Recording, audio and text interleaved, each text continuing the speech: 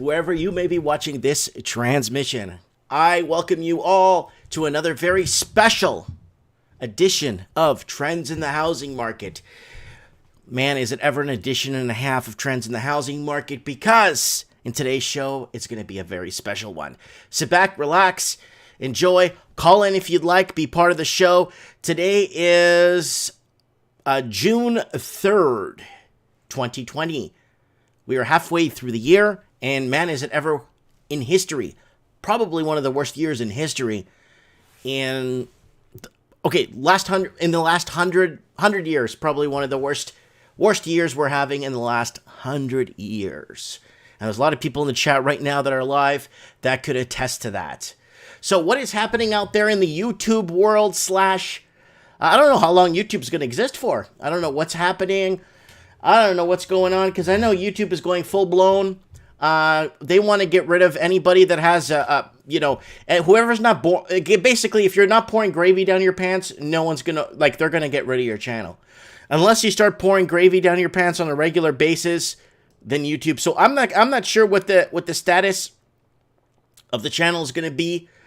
They're picking out videos from 3-4 years ago, saying it goes against community guidelines. I got another warning this week that if it happens again, I won't be able to upload, stream, or post any videos for 3 months. So I kind of wanted to throw that out there for you guys in case you guys don't see me on Trends or anything anymore from me. So we got people from Arizona here, Andre. We got Hurtin' for Curtin. We got David Xavier in the house. We got Tig and Nim in the house as usual. We got Lou Guy, Axel Rose, the Raven. Prayers out to the Raven, who's dealing with some personal matters right now. Big prayers going out to the Raven, for sure. And what else we got going on? And I want to thank the Raven personally for last week when he actually went out to that big protest in Ottawa, and he really got out there, talked to people, and he had a Mike Martin's channel thingy up, and that was really nice. When I saw that, I was very happy to see that. You don't see a lot of people go out there out of their way to out and about, but there's a couple of people out there that have done it for me over the years. TJH says, one last hooray, Mike Martin's going out in style.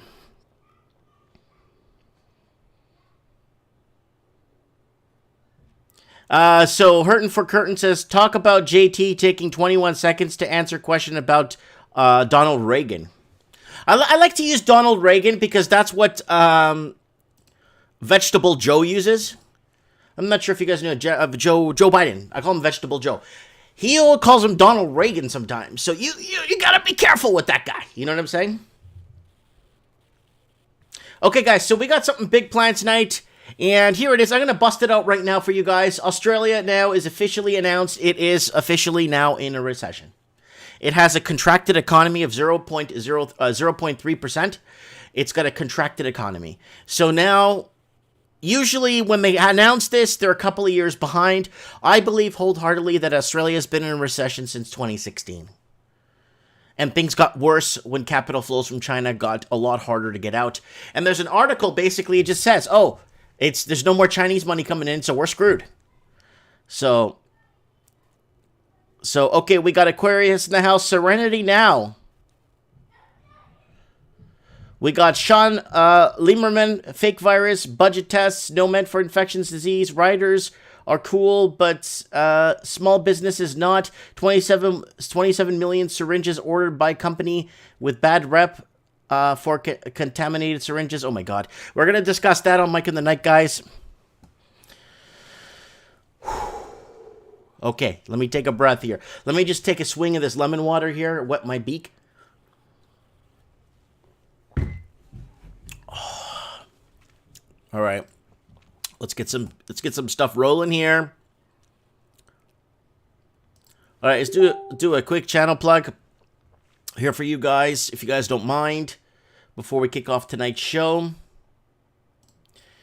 Okay, guys, don't forget to subscribe to the channel and go here and set your reminders.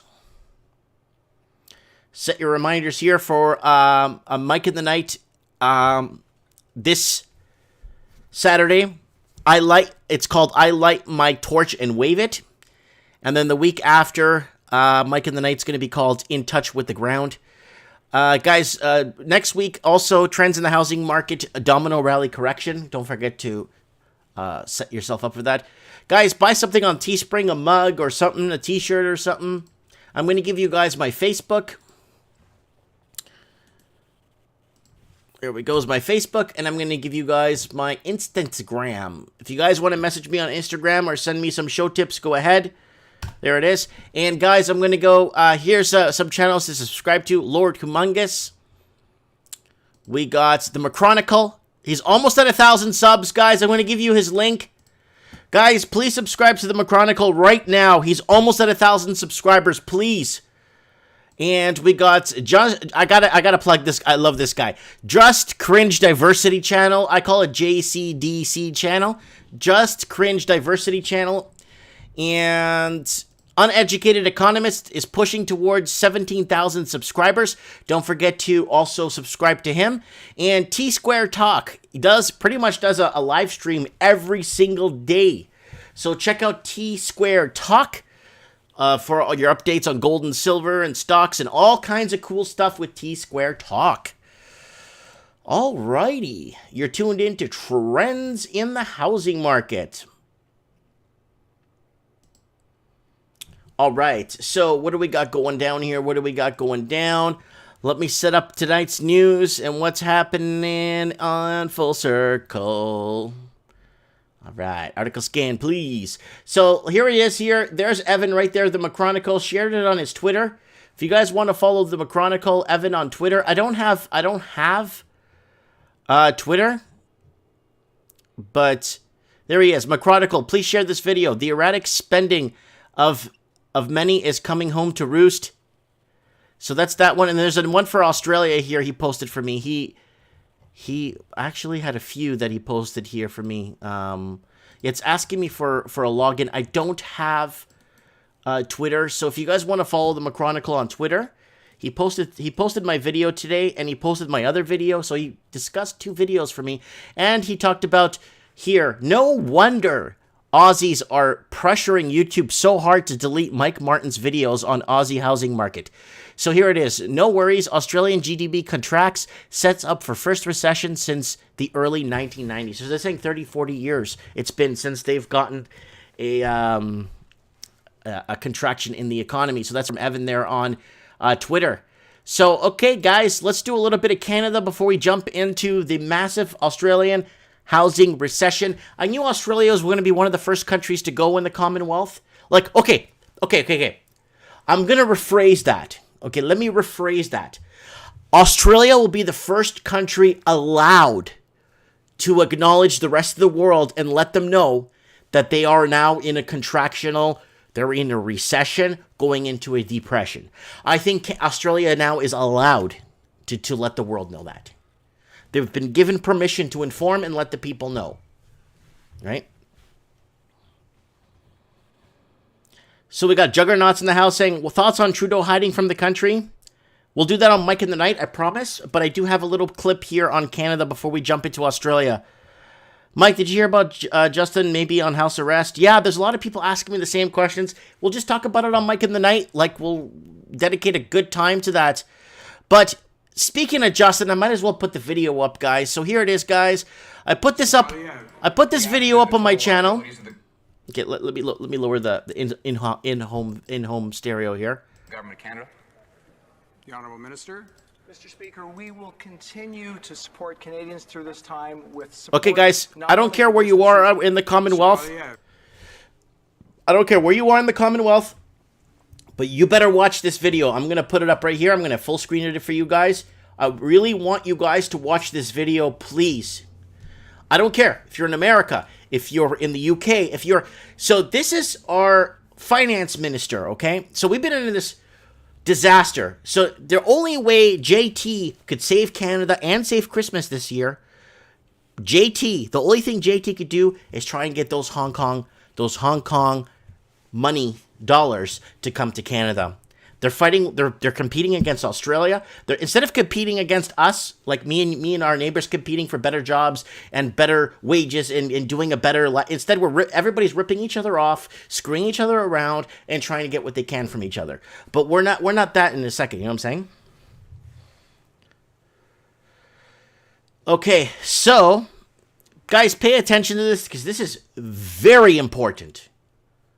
Okay, importancia here. So here goes. Listen to what he asks him. Mr. Poilievre. The total liabilities of the Government of Canada?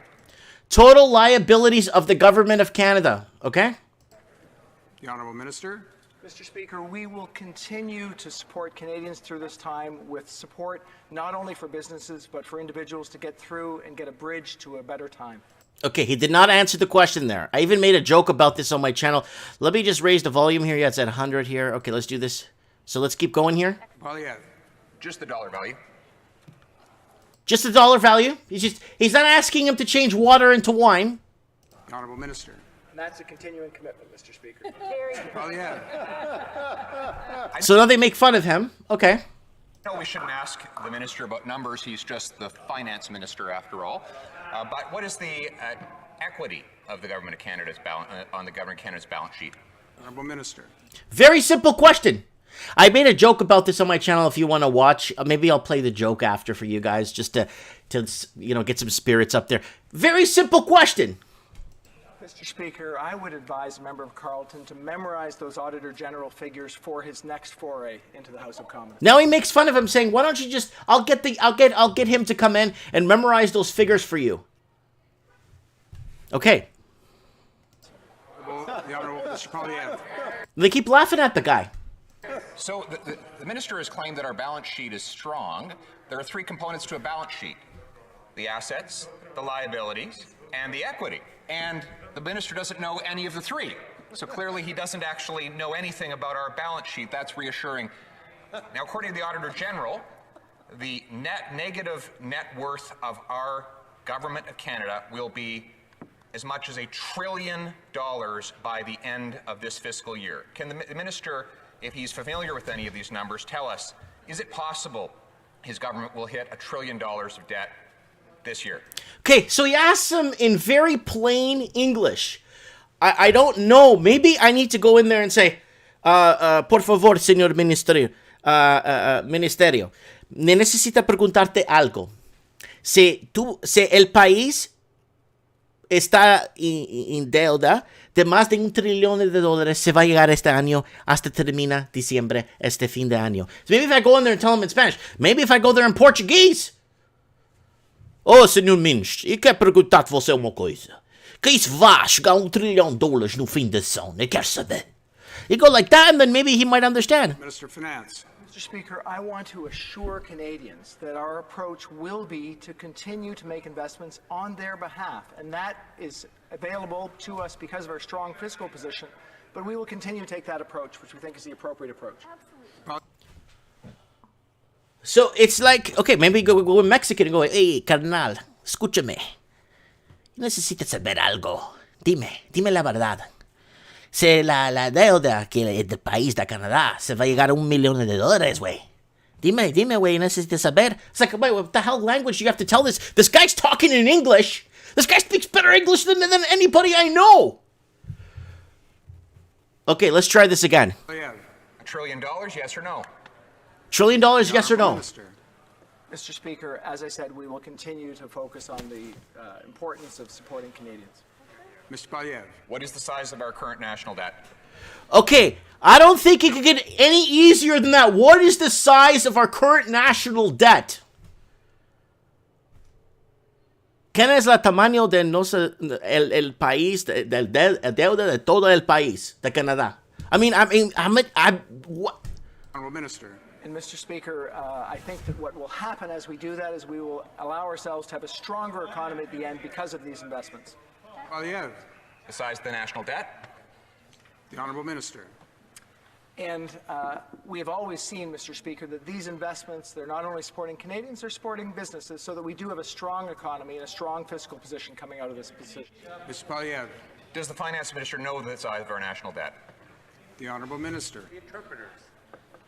Mr. Speaker, I will continue to focus our efforts as we believe we should focus them on supporting Canadians through this time. Mr. Polyev. Does the finance minister know what $1 trillion is? Very good question. Does the finance minister... We're not talking about the high school principal. We're not talking about the janitor. We're not talking about the paper boy. We're talking about the finance minister, I say. Does he know what un trillón de dólares is?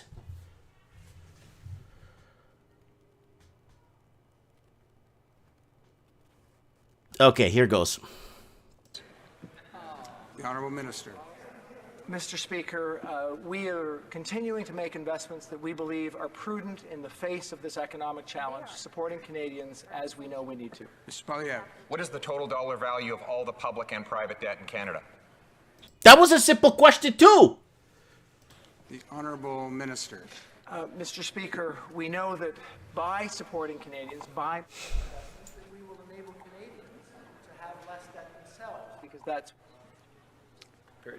Mr. Polyev. What is the total debt, public and private, as a share of GDP in Canada? The Honourable Minister. Mr. Speaker, the important consideration here is that the federal government is taking a position that we should support Canadians so that they don't take on the debt themselves. Polyev, last intervention. And yet they have record household debt, record corporate debt, and growing government debt. The finance minister doesn't seem to know. So I think what I'm going to do on my spare time, I'm not joking, I'm actually going to do this. I'm actually going to create a loop for like 13 hours of that same thing going over and over and over again. And if you guys want to see the joke version of it, it's over here on my channel. Let me just open up my channel here real quick. The channel is funny, man. I put this I think he's not Mexican. I think he's Colombian guy here. No, I think he's Venezuelan, actually. Hold on, let me go to my videos. I think they even, I think they banned this video, actually. Right here. Canada's debt explained by finance minister. Then I put this Mexican guy, watch, to help translate it a bit better. There's the Canadian debt right there, 700 and... Polyev. Just the dollar value. He asked the clip for dollar value. Right, so if you want to watch the full video, I actually do it with the... It's true.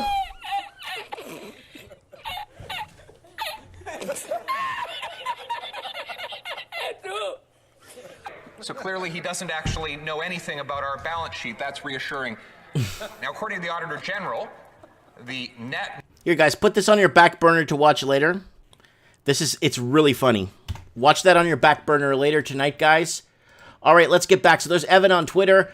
All right, so let's go over what's happening in Canada. Canadian personal HELOC growth rate nearly triples in a month. So for those that don't know, in the States, a HELOC is a second mortgage. If you're in Swahili, it's called a second mortgage, 2 MAR. If you're in Australia, it's called a second mortgage, or it's called a reverse mortgage, they call it there too sometimes, where you borrow against your home like an ATM machine when you need to keep up with the Joneses.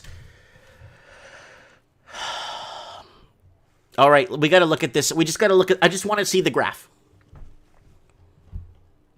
Oh, total loans secured with residential real estate. Here it is, guys. In billions of dollars, $309 billion. Holy smokes. This is in billions, guys. Holy max. Okay, personal loans secured with residential real estate. Wow, $272 billion. And the last time we were taking out this much money was back in early January 2017 is when we started taking out big money there on the homes there. Business loans, businesses. Oh. So Canadians are tapping into their home equity very rapidly. At a time it could be dangerous for them at the start of the COVID, the annual growth rate doubled and nearly tripled for personal use. Considering the abrupt nature of the pandemic, it's expected to see homeowners tap home equity. That's what it's there for. That doesn't change that higher debt levels make households more vulnerable to shock. Nor does it change the issue that tapping into home equity near all-time highs during the largest economic shock since the Great Depression.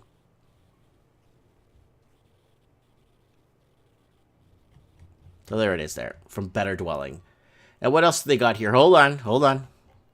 Toronto real estate crater causing prices to remain virtually unchanged. Well, no one's going to want to sell because no one wants to sell at a loss. And Vancouver real estate prices slide with typical home dropping $7,600 last month. Guys, you know what? Message me when it's $76,000 in a month. Then we'll go forward with this $7,600. That pays you 2 months rent in Vancouver. Or you can live 3 years in Mexico. Woo! But you can't live in Mexico if you're not Mexican. Woo!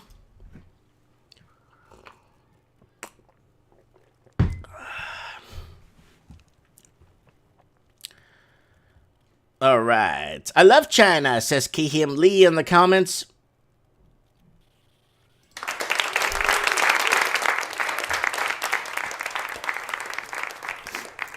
All right. Canadian mortgage credit is seeing growth surge despite slow real estate sales.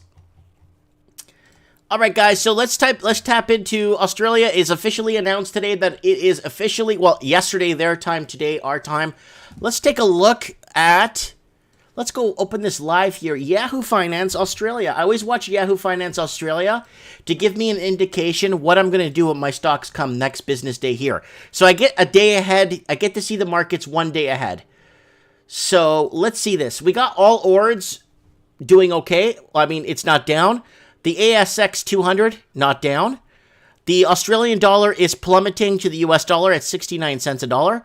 Oil is at 36.61 a barrel, down 68 cents. Gold is gold is at 1705. Looks like it might dip into the high 1600 mark. Bitcoin, Australian dollar. I don't know what that is in exchange.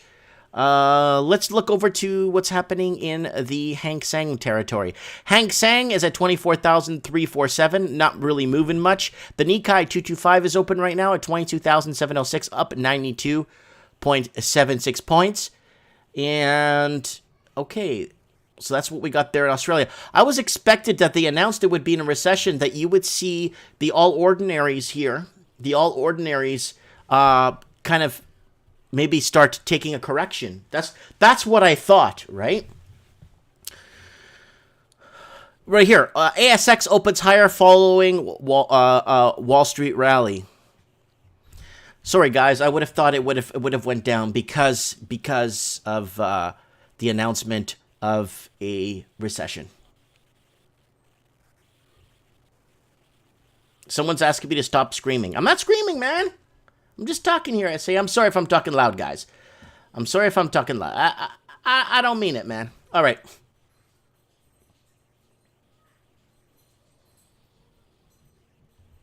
Mikey should be in a metal band. Yeah, someone told me that the other day, too. I should. All right, guys, so let's go back to my Australia discussion here. Today's video, Australia is now in a recession. Now, I've been discussing this on the channel for years now. This one's from about 4 or 5 years ago. Vancouver and Sydney, Australia, brain drain, discussing the mass exoduses of young people leaving the major cities. Housing crisis, Australia, money laundering. This was from 3 years ago. I think it's actually 4, but YouTube has a bad thing about timing videos. Australia housing crisis, just the beginning. And a lot of people have been referring this rest in peace Australia. This video right here. Australia housing, do not buy anything. I made this video 1 year ago. And now it's finally getting views. It's at 19,000 views. It finally, again, and there's people commenting on it today saying, or yesterday, the day before, man, I should have listened to this video. I watched this. I went ahead and bought. Now I'm screwed. I'm unemployed and it looks like I'm going to be cut off now.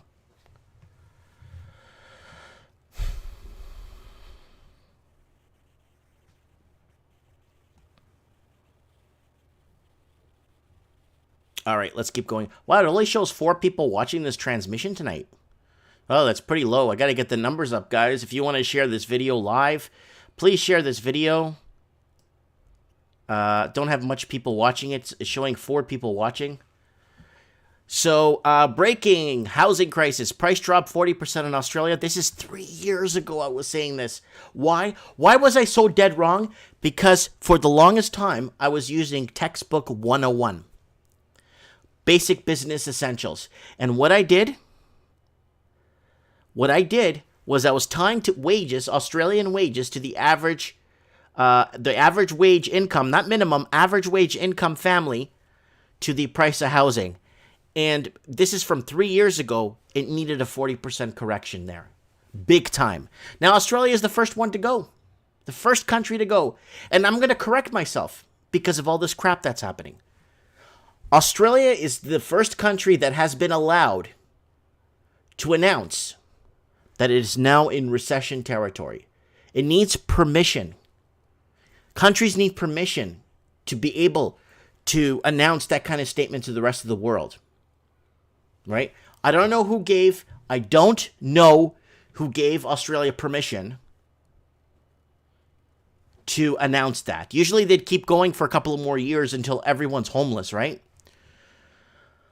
Rest in peace, Australian dollar. Housing crisis. Australia, get out of Sydney. So videos going back 4, 5, even 6 years. Casino whistleblower in Australia sheds light. This video almost got me killed. This video here. I'm not allowed to talk about money laundering through Australian casinos anymore because they'll come and they'll take me out. Because people should not be getting caught doing what they're doing. And because the media is not discussing this stuff, and the average person can't discuss this stuff, it's, just, throw everybody's futures away.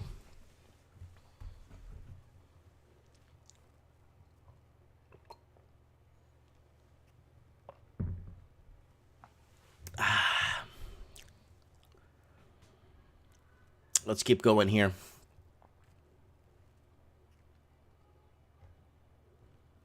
And we've been forecasting this in Australia. Australia developer collapses. 1 in 10 Australian dwellings are empty. Giggity. I put quagmire on that one. Giggity.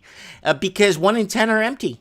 It's all foreign ownership. You think they want to leave 1 in 10 homes empty? That's a lot of homes. If you got 10 million homes in the country, that's 1 million empty dwellings. I beg to figure there's about 38 million or 28 to 32 million units in Australia, and that's 3.8, almost 4 million empty units. Woo! Let's see what else we got here. Oh, there's Homer Simpson having a donut. The end of the Australian housing market, that's from 2 months ago. There it is with me, the guy, that's me on the guy there flying on that never-ending story thing. But yeah, I've been following it real close because I know that it's the first country to go in the Commonwealth. All right. Australia in its first recession in 29 years as March quarter GDP shrinks.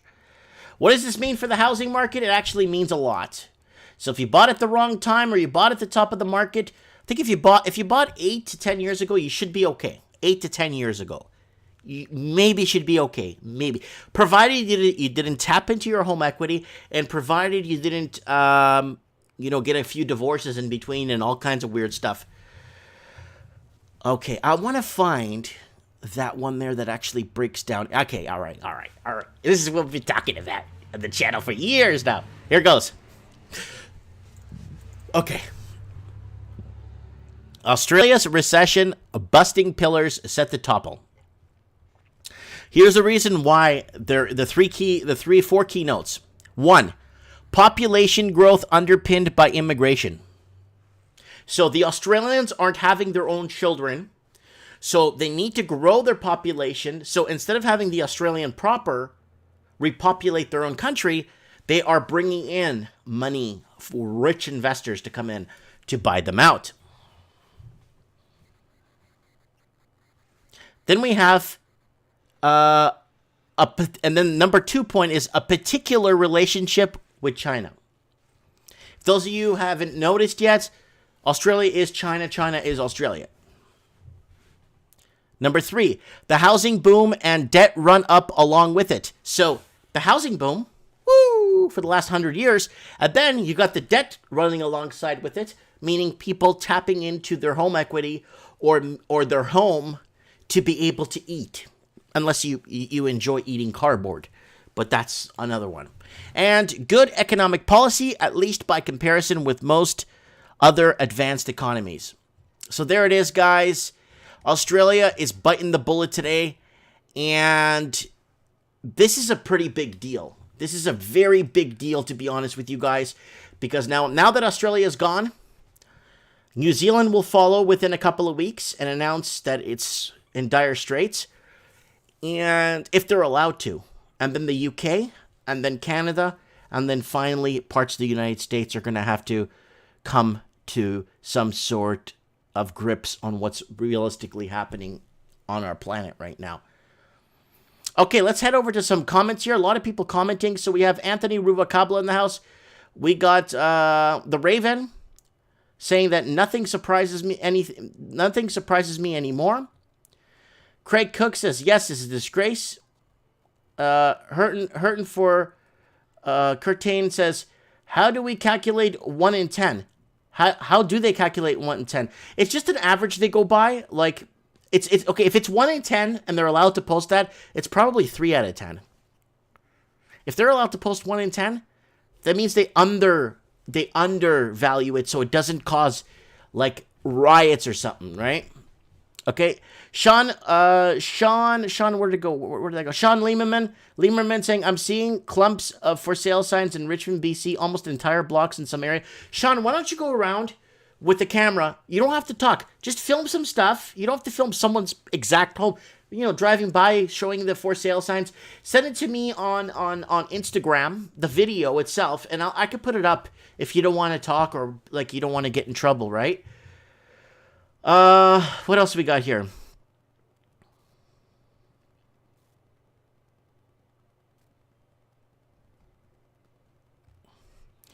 Okay, so we got Anthony saying, Craig is saying it hits New Zealand too. So basically he's probably talking about the recession, but when would they be allowed to announce it? That's the main question, right? We live in a society or a time right now where they need to get permission to let somebody know, or to let the country know they're screwed. Like, should we or should we not? I think they're in this, the upper echelon is in this precognition of thinking that if they don't tell us what's wrong, that maybe it'll just blow over and we don't have to worry about it, you know?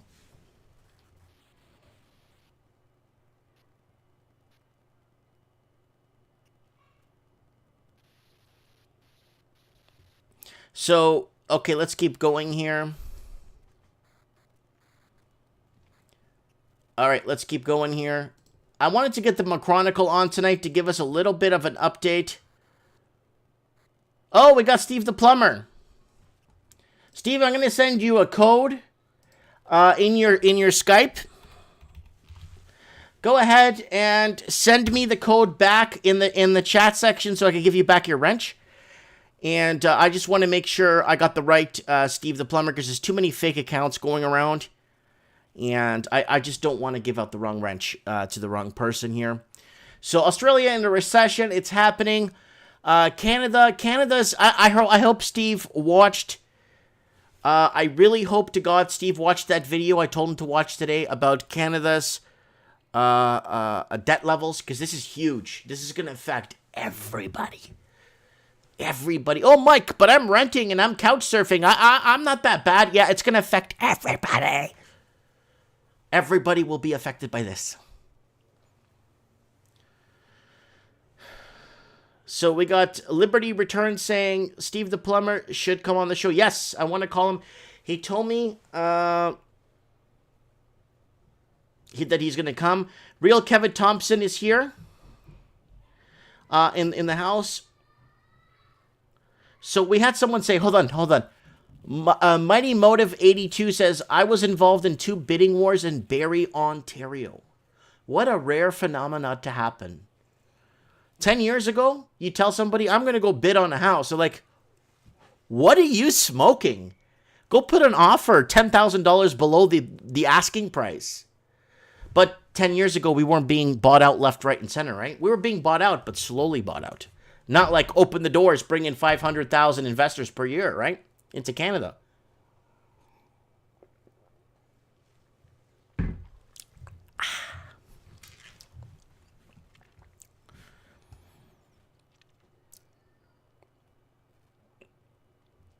All right.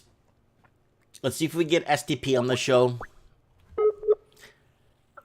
before it gets too late.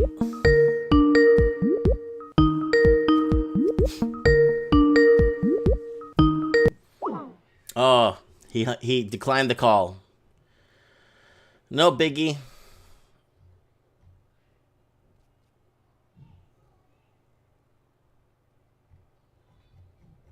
No biggie. All right, I got a huge message here from Steve. Oh, it's realtor's notes. Okay, I missed quite a few messages from him.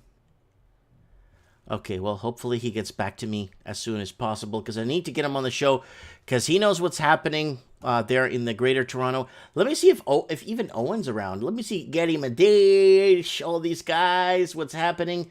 Oh, Ashima we'll have on. We'll see if she can come on. Let me see if Gary Medeiros is Getty Medish. Let me see here.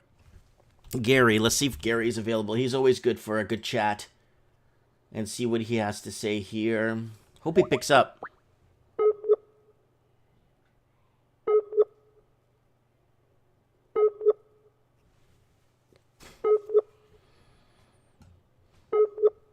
Nope. Gary Medeiros is offline. So Alan Howick is asking, will housing prices go up if interest rates go to 0 or negative? That's a really good question. Interest rates are almost 0. If they go negative, it depends. I say prices flatline, plateau. I say that happens. Prices flatline and plateau. And then we see the mass devaluation of our currency. You can start knocking off 1 0 off of every bill we have. So the $100 bill would be 10, the 50 would be 5. You can start knocking zeros off right off our bills if we start going to negative interest rates.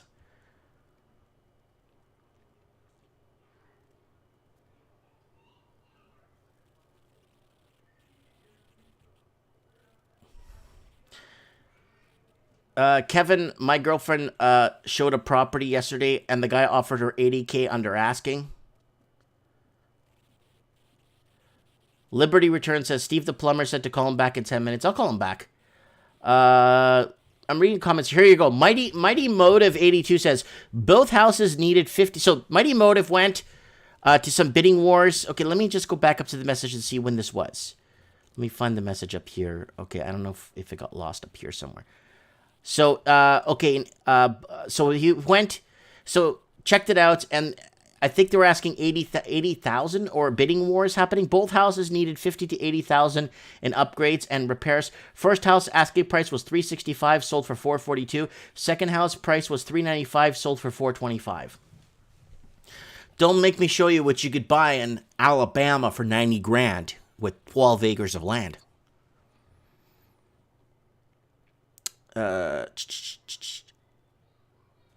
It will take longer to hyperinflate, says the Raven.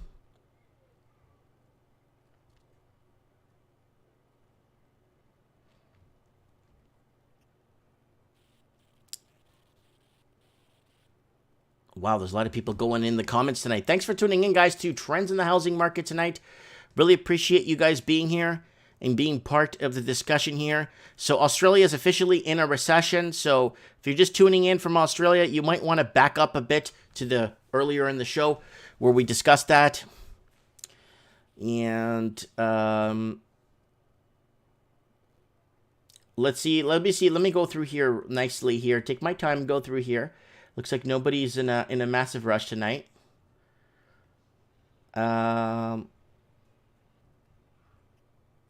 Some of our regulars are not on tonight that I don't see, right?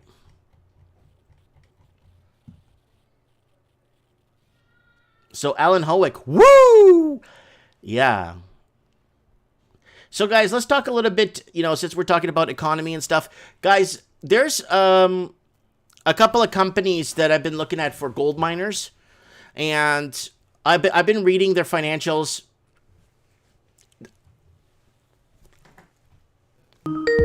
I'm kind of speechless in a way, but yo, what's up, Timmy? Hey, not much, mate. How are you? I'm doing okay. So, what is going on, and what can you tell us about the new Australian? So, Timmy's calling from 50 miles west of Sydney, Australia, and tell us about the recession that was announced yesterday in your country. I just heard it from you just then. Really? I don't really watch the news, but I was in the shops the other day, Uh-huh. and there was a lot of activity going on in the shop. I think it's the coronavirus. Mm-hmm. It's the effects of the coronavirus. People aren't going out much. Really? Are they reopening Australia back up? It's laxed a bit more now. You can go out more. But everything's like the markets were shut. Are we They've talking about opened the up big, a bit big more. box stores or the mom and pop stores? No, just the local markets, the outdoor markets, the open air markets. Oh, wow. They were Were shut. shut. Okay. Okay. So I guess it's news to you. You just found this out. Australia now is officially in a recession. I was asking people in Australia, how long do you think you've been in a recession? I think Australia's been in a recession for at least 4 years now. I think since 2008, the 2008 crash, that was pretty bad. Yeah, okay, I could A see lot of that. people. I could totally see that. I'm on base with you on that. Okay, well, you just when you get a chance, update a few friends. Keep an eye out on what's going on economically with employment. There's a lot of redundancies too, where people are being made redundant. Continue. Like my parents were made redundant. Mm-hmm. A lot of older employees are being made redundant. Mm-hmm.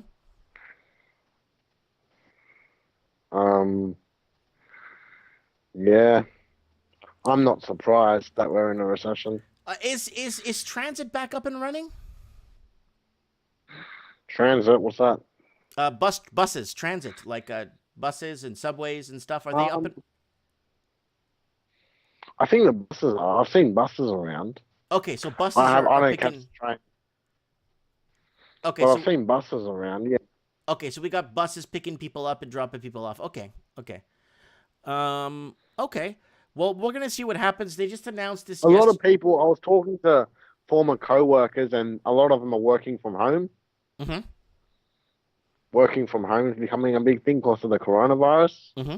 And in office places, a lot of them, they have to be 1.5 meters apart, so they're spaced out a lot over the office. Right.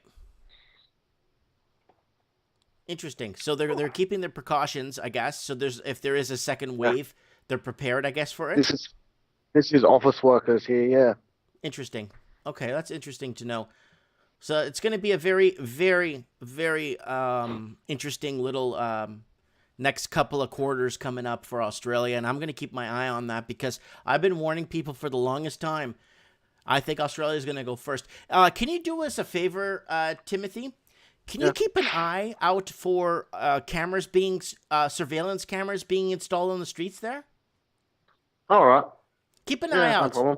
Because I know Australia has like temperature sensing cameras with heart rhythm sensing cameras and That's how they detect pot growers. They fly over houses in helicopters with heat detecting cameras, and they look for people growing pot with the lamps, because the lamps give off heat. Yeah, So that's how they detect. Okay. Well, keep an eye out for that because I know that it's in the works right now. That Australia right now, Darwin, is fully set up for 5G, and they're also fully set up for the new social credit scores that they're going to be rolling out in Australia by the end of 2022. So we're going to keep an eye on that. Credit scores like China. Yeah. Like what China's got. Yeah, it's going to take till roughly about 2022 to roll it fully out in all major Australian cities. So there's a lot of cameras being ordered right now by the Commonwealth. I know Canada's got several million cameras on order too. England's got the most surveillance cameras. They've got surveillance cameras everywhere. I think China's got the most. Yeah. China's got, like, apparently for every like 150 feet there's a camera. And there's some of them pointing and right into people's homes. They've got the cameras now that go 360, that you can view 360. Yep. Yep, I heard about those too. It's got 4 lenses and it's just one ball. Yep. Yeah, it's going to be interesting to see what happens, especially if we're going to a recessionary period now. They're going to start upping the safety for everybody, and the safety is going to be more control. Yeah. Yeah. All right, Timothy, I'm going to let you go, and I'm going to see if I can get Steve back on the show, buddy. But keep us on the pulse and let us know what's happening there when it comes to surveillance, okay? I will, mate. Take care, brother. Bye. Bye-bye.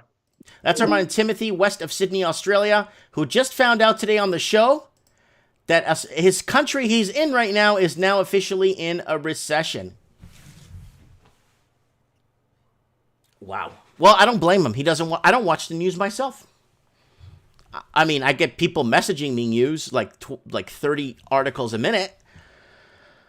Okay, so we got Alan Howick saying once they put up cameras up, we could just go tear them all down. Anthony saying wouldn't touch BTC with the 10-foot pole.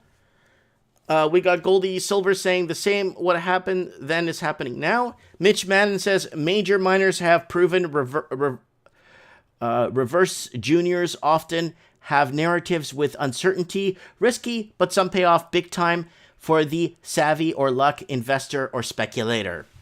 Then Bert718 says they got cameras all over Tibet and other regions in mass numbers to arrest everyone or anything. Raven says I like streaming companies. So anyways, so Raven brought up a company that he's fully in love with. So Raven has a secret love. And tonight, we're going to unveil his new love. Well, it's not a new love. Here it is. It's called New Gold. Company's called New Gold. It's on my watch list. I own a bit of it. It's sitting at $1.59. It has a 52-week high of $2.03. Article scan, please. There it is, guys. It's New Gold. Guys, I do not give information for investing. I do not give... do your own research, guys, please. Okay? Do your own research. Look at the company's debt load. Look at its inventory. Look at its employment. Do your own research. I'm just talking here because, we're talking economy. We're talking about housing, the housing market, and how it's affecting us all, and how to put a little bit of coinage in our pockets. So here's the stock right here. It's called New Gold Inc. NGD on the Toronto Stock Exchange. Now, the Raven wholeheartedly believes in this company, and I've been reading a little bit on the company, checking out a lot of their financials. It's okay in comparison to other gold companies. It actually has a lot of movement to make for what it's worth. I think that this company NGD has some sort of movement to make, in my opinion. So New Gold is a Canadian mining company that owns and operates a New Afton Gold Silver Corporation mine in British Columbia and the Rainy River Gold Silver Mine in Ontario. So they have several locations in Canada. Headquarters are in Toronto, and revenue is $630 million US dollars. Total equity is $961 million US dollars. So they have a bunch of subsidiaries. It's a company that if you guys keep asking me for junior gold miners. Well, here's one right here, New Gold. It's up and down, and I think the Raven mentioned. Raven saying, my brother was at the Rainy River mine. So I think, okay, let's get the Raven on the phone. Raven, can you talk for 2 minutes about this stock? Like, if you can, talk about this stock for 2 minutes, just to give us just 2 minutes, and then tell us what's going on with that. And because a lot of people are looking to put some green in their pocket or something they could hold sacred and look forward to, or create some hope of some sorts. And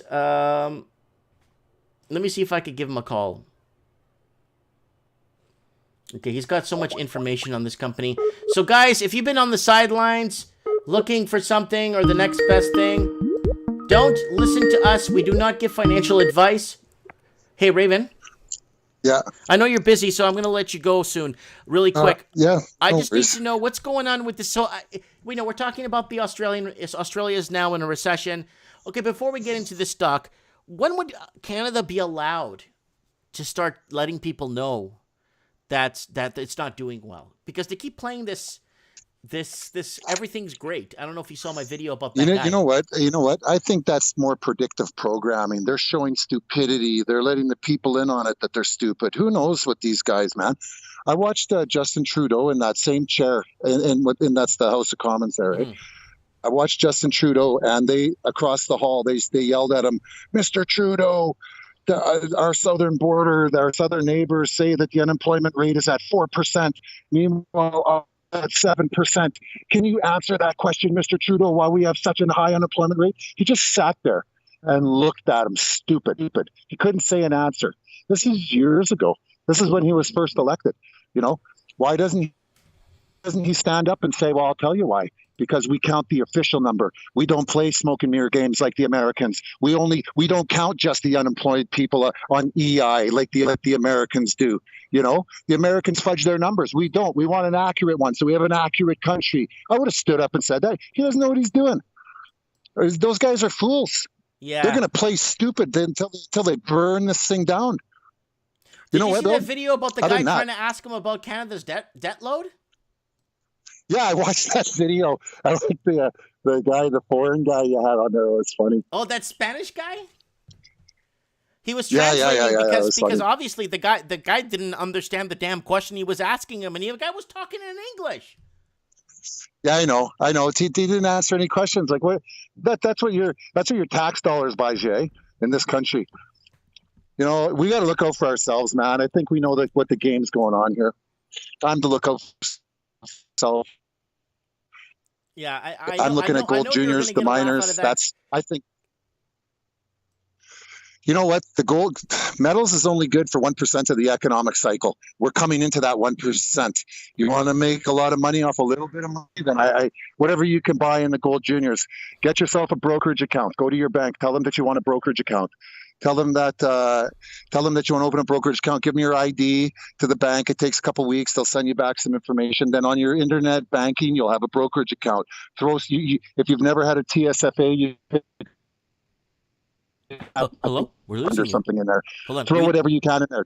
Okay. Oh, yeah, sorry. Here is NG. Sorry. Yeah, we're losing you for market summary. New Gold Inc. NGD. I put a little bit of shekels into this, and I profited off another stock, and I rebought in it today because it was down 5 cents.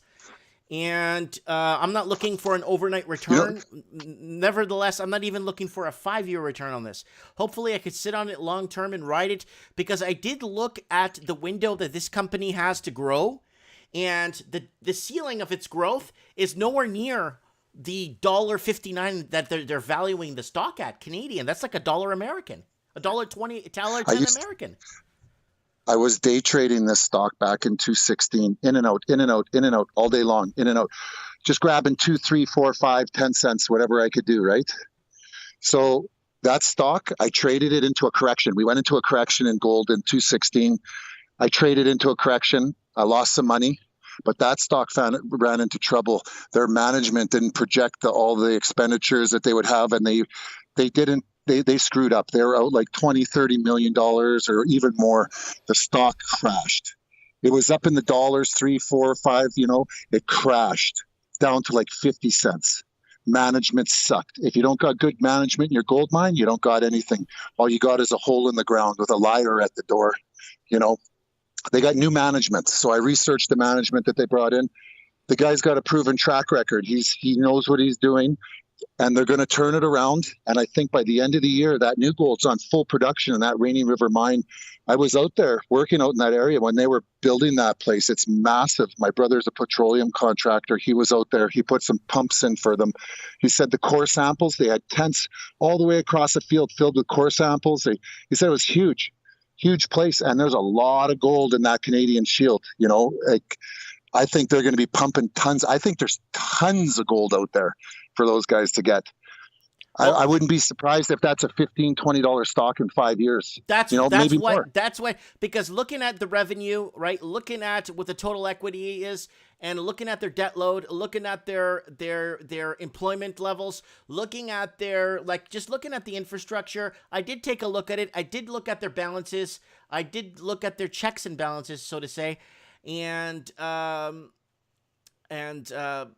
infrastructure too, land and everything they own.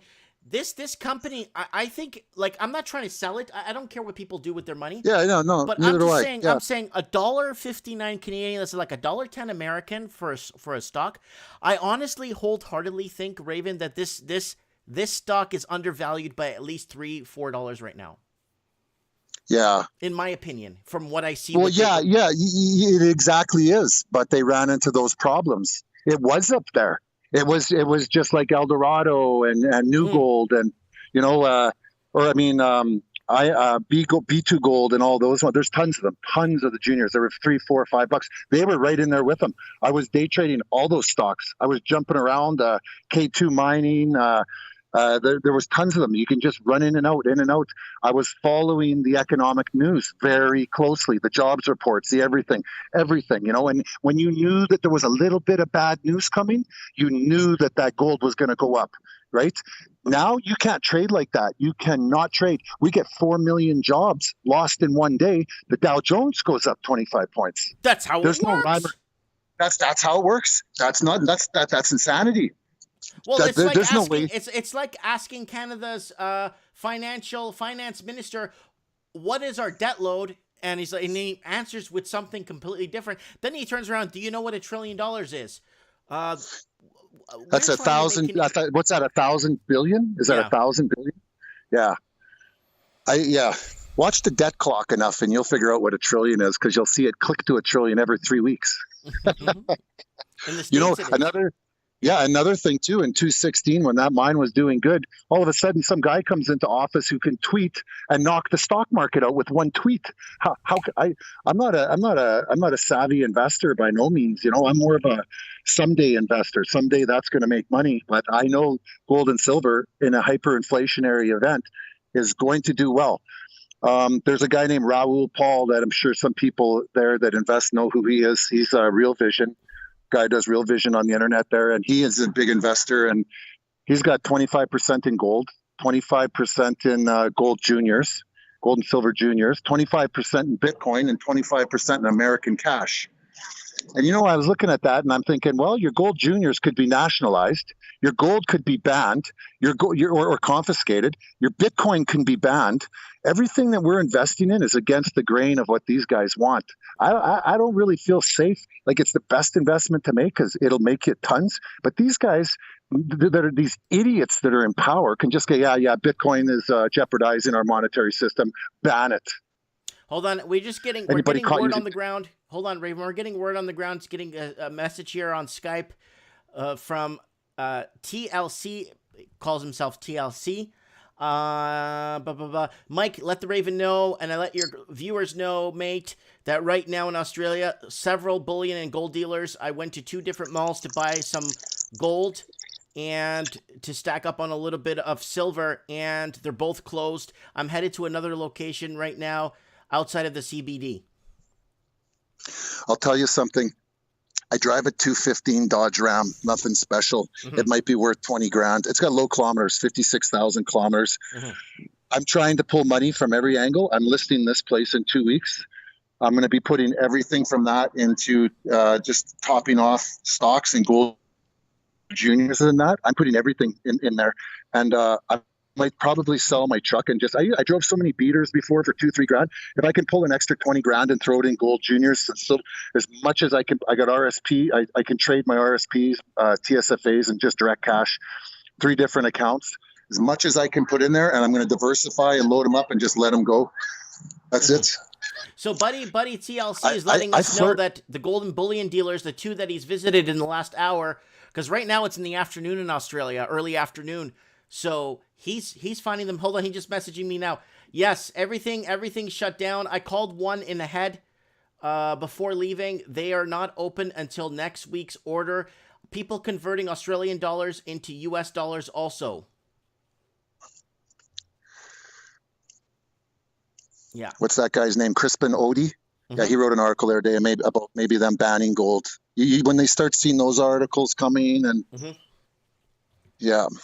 If you're not playing their game, you're not in the game, man. You know, as much sense as it makes to do this, and it does make a lot of sense to get into metals and that. All the big players, Sprott, Rick Rule, all of them are screaming gold juniors and silver and gold and physical and get as much as you can. All of them, you know, Gerald Salente, Rogers, all of them, every one of them. They're not all out to just sell you a product. These guys are telling you, get in there, because these guys are pumping as much money as they can at this system. What happens when the CERB runs out? You know, when the payments run out? You got so many defaults coming in, mortgages, and I don't understand the big picture. I can't wrap my mind around it anymore. I could last year leading up into the coronavirus. I had a good handle on it. Not anymore. I can't follow it anymore. I'm lost in the protests and all that. It's too much now. Too much news. Yeah, this is the worst year on record in the last 100 years. Easy. Oh yeah, because we're being faced with the reality of what these guys want to do. You know, dip your toes in the tyranny. Stand on the circle. So everybody in this room has stood on that little circle that says, "Please stand here. Stay 6 feet away." And that lady in front of you who looks back at you, scared that you're even 5 feet away from her. You know. I can't stand. It just drives me nuts. Okay, hold on. We got somebody, buddies, TLC saying, okay, I'm listening to you guys on Bluetooth on my radio in my car. I'm going to take a look into the junior miners and gold and silver miners, seeing that I'm having a really tough time purchasing physical gold and silver here in Australia. I'm also going to start stacking up on US dollars. But there's a shortage right now for American dollars in Australia. So it's a shortage everywhere. There's a shortage everywhere. You know, I was listening to a guy explain it, and then the businesses shut down, and then people don't spend, and then they hold their dollars, and then currency velocity slows down even more, and it feeds on itself, eh? But well, it's like a snake eating its own tail. Yes, yeah. Eventually, it's going to eat itself. The whole thing. That's a whole nother problem. That's a big problem, that shortage of dollars, eh? Big problem. I think it was Kyle Bass that brought that out with China. In the first place, China was short on dollars. And that was like last year or the year before he was talking about that. Now you're seeing the mainstream is starting to talk about it everywhere. Shortage of dollars. Yeah, and they opened swap lines with 14 central banks around the world just to try and liquefy them with dollars, but not China, they said. Oh, and the trade war is over again, eh? Phase 1 has been scrapped. So they're scrapping phase 1. Yeah, that's what I think. I read that today or yesterday. Are they going to go with plan B and blow something up in Iran? I don't know. I'm lost. I don't know anymore, Mike. Tell you the truth, I don't have a handle on it anymore. I don't. It's too much anymore. It's just too much for me. I don't know. I had a good handle last year. Yeah, last year I knew those trade wars were weakening it, and I knew what was happening. And now, no, I think phase 3 is going to be food shortages. Like the Ice Age farmer said online there, food shortages. Yeah. You watch that guy's channel, it's shocking what they're doing with food. Yeah, I cover food from time to time. We're going to be covering it on Mike in the Night in a week or two after these riots. If nothing else happens after the riots and we have a cool period for at least a week, then we'll talk about the future of food. Because we can't, every week there's something. And it's so hard to keep up, huh? It's every day, hourly. I can I can barely read the headlines. You know how much you'd have to read to cover all those stories? You'd have to read like 12, 14 hours a day. Your eyes would fall out. You know, like pick what you want to read. And then even sometimes you miss great articles. But the more you can read, the more of the puzzle of you could put that puzzle together, eh? Mm. It's a hard one. Like, and in the end, when they blow the whole thing up, they'll be like that finance minister, just quiet, looking like a deer in a headlight. I'm not sure what happened. Yeah. Yeah. Yeah. We all know what's going to happen, but they don't know. Well, either they were too stupid to be in power, or they did it on purpose. Take your pick. It's either or. You don't get a third option.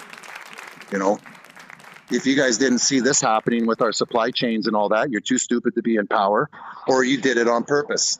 Mm-hmm. Take your pick. One gets you hung and the other one gets you shamed. So, anyway. All right, Raven. I just wanted to touch base. Yeah, that's a long 2 minutes. That's okay. Prayers out. Prayers to you and your loved ones. Yeah. Right on. Thanks. And we'll talk soon. I promise. Okay. All right, Dave. Thanks for calling. Bye. Bye. That's the Raven. He's taking some personal time, so didn't want to bug him too much, but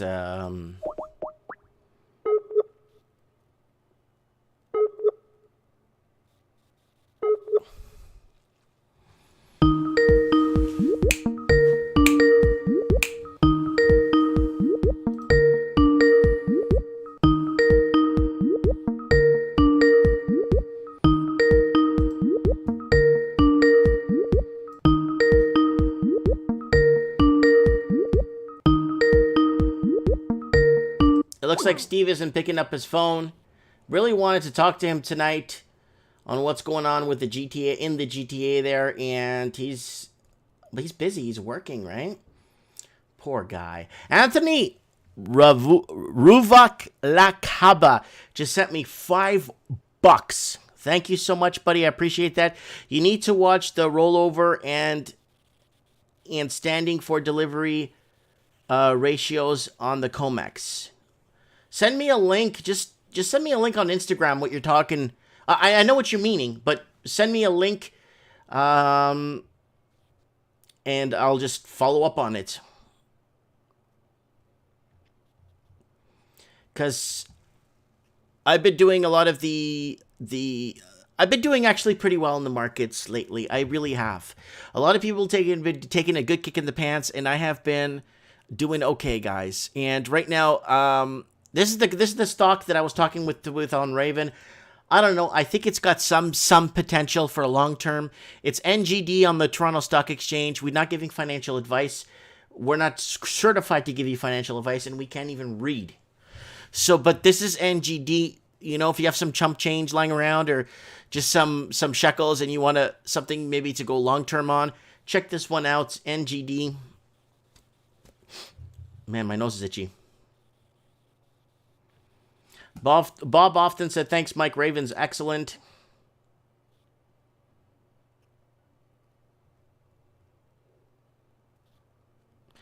Hey, Raven, you're right. There's so many moving parts now. It's like we went from 2D to 3D to 3D chess really quick. It's hard to adjust. Yeah, it's just overloaded. It's too much happening right now at the same time. And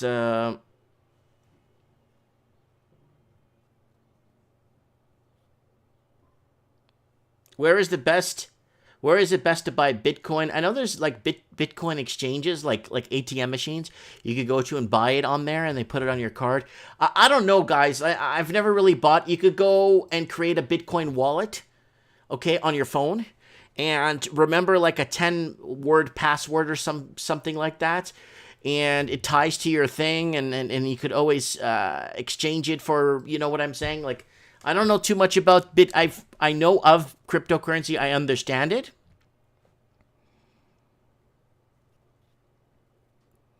Metal Gear Mark 3 says, Goldie Silver, why should I share my Bitcoin wealth? Okay, so Anthony sent me another $5. Says 47,000 contracts standing for June delivery. Investors are not rolling over their futures, and they are expecting delivery of 100 billion of gold. Unsustainable. 47,000 contracts. let's look this up here. So, if you're just joining into the show, it's been announced Australia is now in a recession, but their stock market is doing well. Well, the dollar is getting hammered right now. It's at 68 cents. Oil is still at $36 a barrel. Gold is up a buck or two. It's sitting at 1707 right now. And let's see where the Hang Seng is down right now. I knew that was going to drop. And the Nikkei 225, surprisingly, is still above water. Surprisingly above water. So get that stock tip that I told you guys about. And here it is. This is what Anthony's talking about right here. Big things about to happen as gold and silver reasserts themselves. The physical shortages continue of a historic amount of COMEX contracts stand for delivery. Precious metals investors are poised for a very interesting month of June. So again, people are cashing in their physical silver for their physical contracts for physical silver and gold. In addition, a week wrap up, gold and silver news. You know the big news coming later today, and what it means for you, why we're not looking back to normal, plus will the governments confiscate gold? It's shocking. A shocking number, believe me. I have been stacking this out. I've been staking this out every day. I would, as always, look at the open interest. I would look at the actual deliveries, the exchange of physicals. Both of those two numbers should reduce the open interest. So Anthony, there's somebody messaged me again.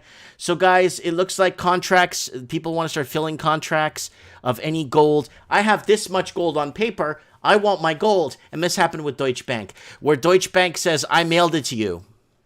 Right?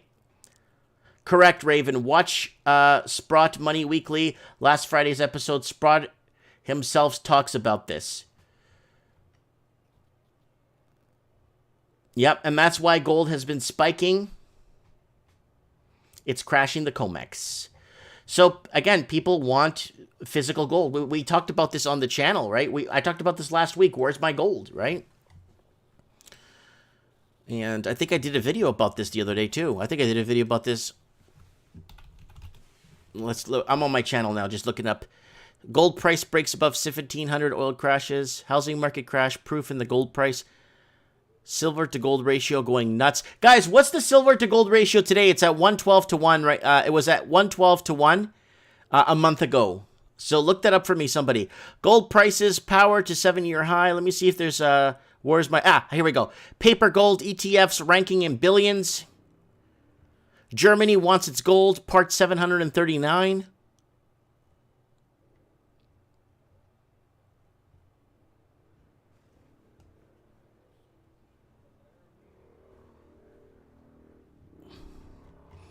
So Anthony's saying, I see them on my Barron's subscription and I trade them on LeBaron's futures.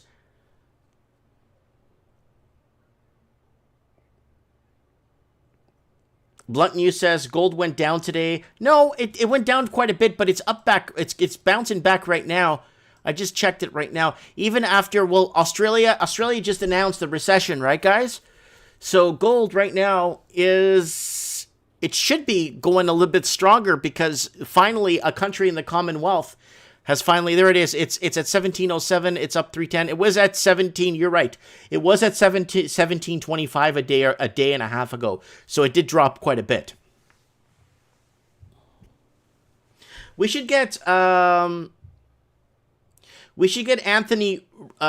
Ruvalacaba to call into the show. Add me on Skype. Yeah, that's it right there.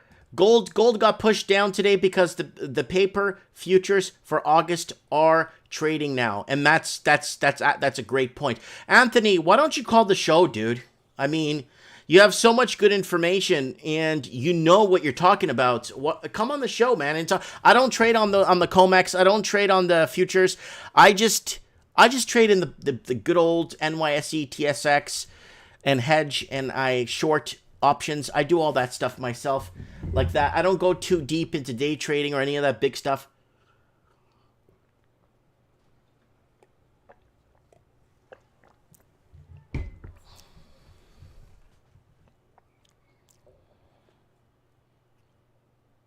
Mike, I'm at my dad's for dinner. Can't call at the moment. Should be heading home soon. That's fine. Probably come on Mike in the night then and tell us what's happening in the gold and silver markets and what's happening on your end, what you know. Because once we start sharing what we know, you know what I'm saying?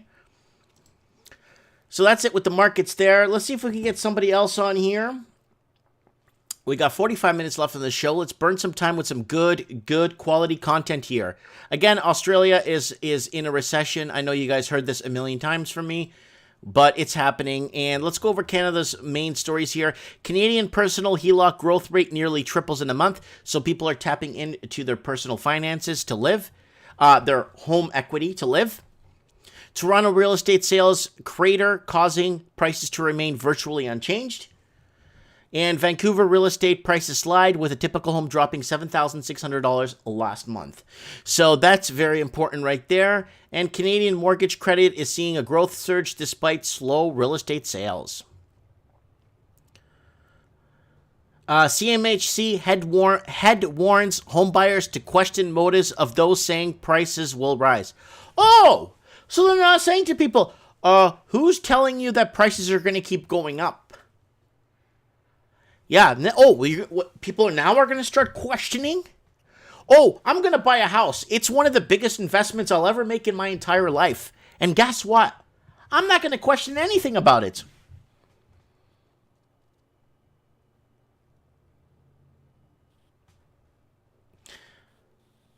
Someone's asking if I ever dealt with gaslighting. No, I didn't. Livewire's asking, Mike, did you ever deal with gaslighting? No, I have not.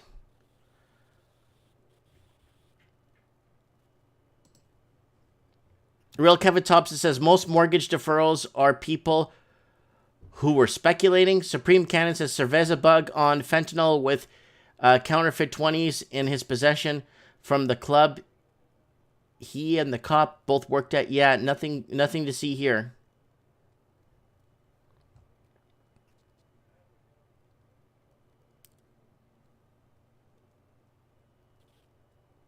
Okay, there's somebody spamming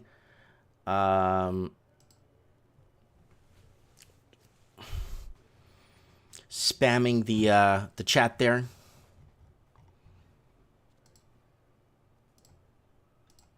And let's go to, I actually didn't even open a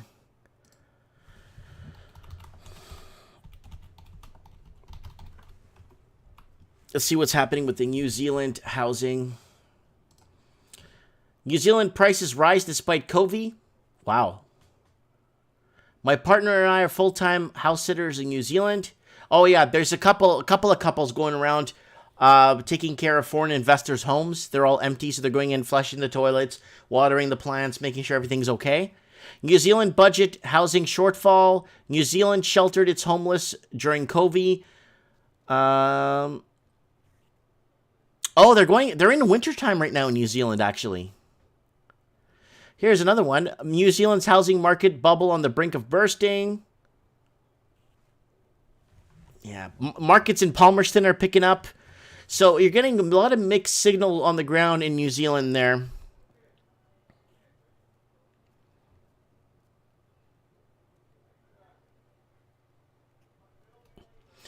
Mike, you should have a Donald Trump voice saying, I love trolls. Woo! I should. Thank you, Dave Sabrini. Just sent me $3.99 in Super Chat. Okay, can you stop clapping? Thank you. Thank you. Thank you very much, Dave Sabrini. And,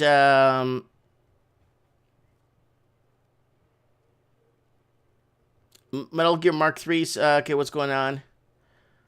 Yeah, I mean, Steve the Plumber, I hope he's okay. I hope Steve the Plumber's okay. He's supposed to call into the show. I talked to him earlier today for a good chunk of time. And, yeah, I'm just going to try one last time to get a hold of him.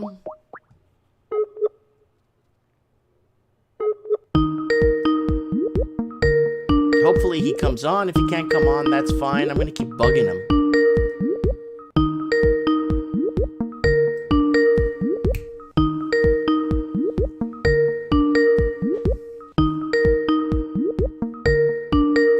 Yeah, he's not picking up. He's probably in the middle of a job or in between jobs or doing something. I'm not going to bug him anymore. Okay, we already spoke to the Ravian. I've been trying to get the McChronicle on. He's super busy. Oh, look. Oh, there's a Shima. Let's see if I can get her on.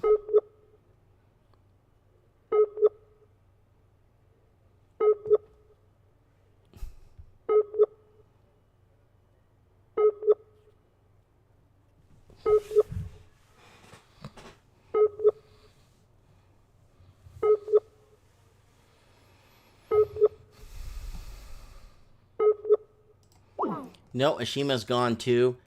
We got, what's her name here? Sorry, Kevin Thompson saying he's on the pipe. And then Papa Piss saying trades are busy this summer on the East Coast. It's late. Yeah, you know, I'm trying to get someone to come in and do some work on my driveway here. And the concrete's all cracked. I just want to redo it and do a nice job. And it's like hard to get anyone I call for anything. Oh, we're booked till like February of next year. It's like, okay. Like booked until next year, February. It's like, what are you talking about? All right. Woo! Trends in the housing market tonight. Where's the Lost Canuck? He hasn't called in a while. I've been trying to get a hold of him for a while now. He's nowhere to be found. Ah, here we go. We got someone in Australia. Let's see if he picks up the phone.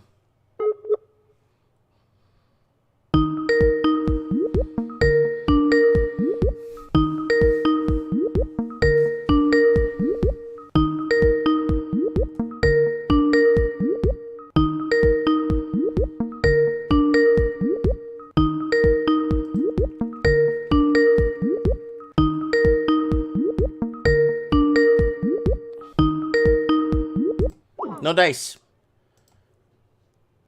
Don't want to bother Buddy too much. Man, there's. Let me see what else we got here. Everybody, it must be nice weather because it's a nice day here today. I know it's a nice day in a lot of places today. Nice weather, and I know a lot of people are out and about, having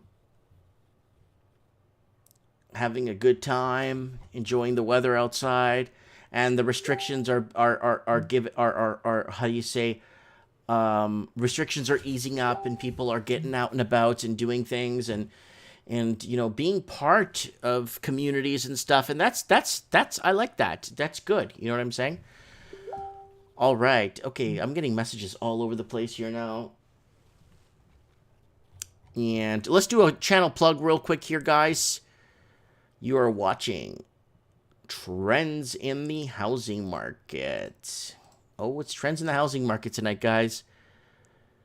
And I can't believe we have over 100 people watching. That's really good, guys. Thanks for tuning in and being part of the channel. And call in if you want to call in and be part of the show. Oh, go. We have 140 people watching. That's really good, guys, for Trends. Trends in the Housing Market's kind of, you know, at least not really a viewed show, but it's viewed, but not really a lot. But it's been going on for so long now that some people fit it into the routine, and I appreciate that. Guys, don't forget to subscribe to the channel and actually set your reminders here for Mike in the Night here for I Light My Torch and Wave It. And there's a lot going on. And who knows? Today's Wednesday. What's going to be the story for this Saturday? That's how much things are changing so fast. Also, guys, don't forget to buy something at the shop if you want to go to Teespring. And oh, that's somebody I called, said they'll call me later.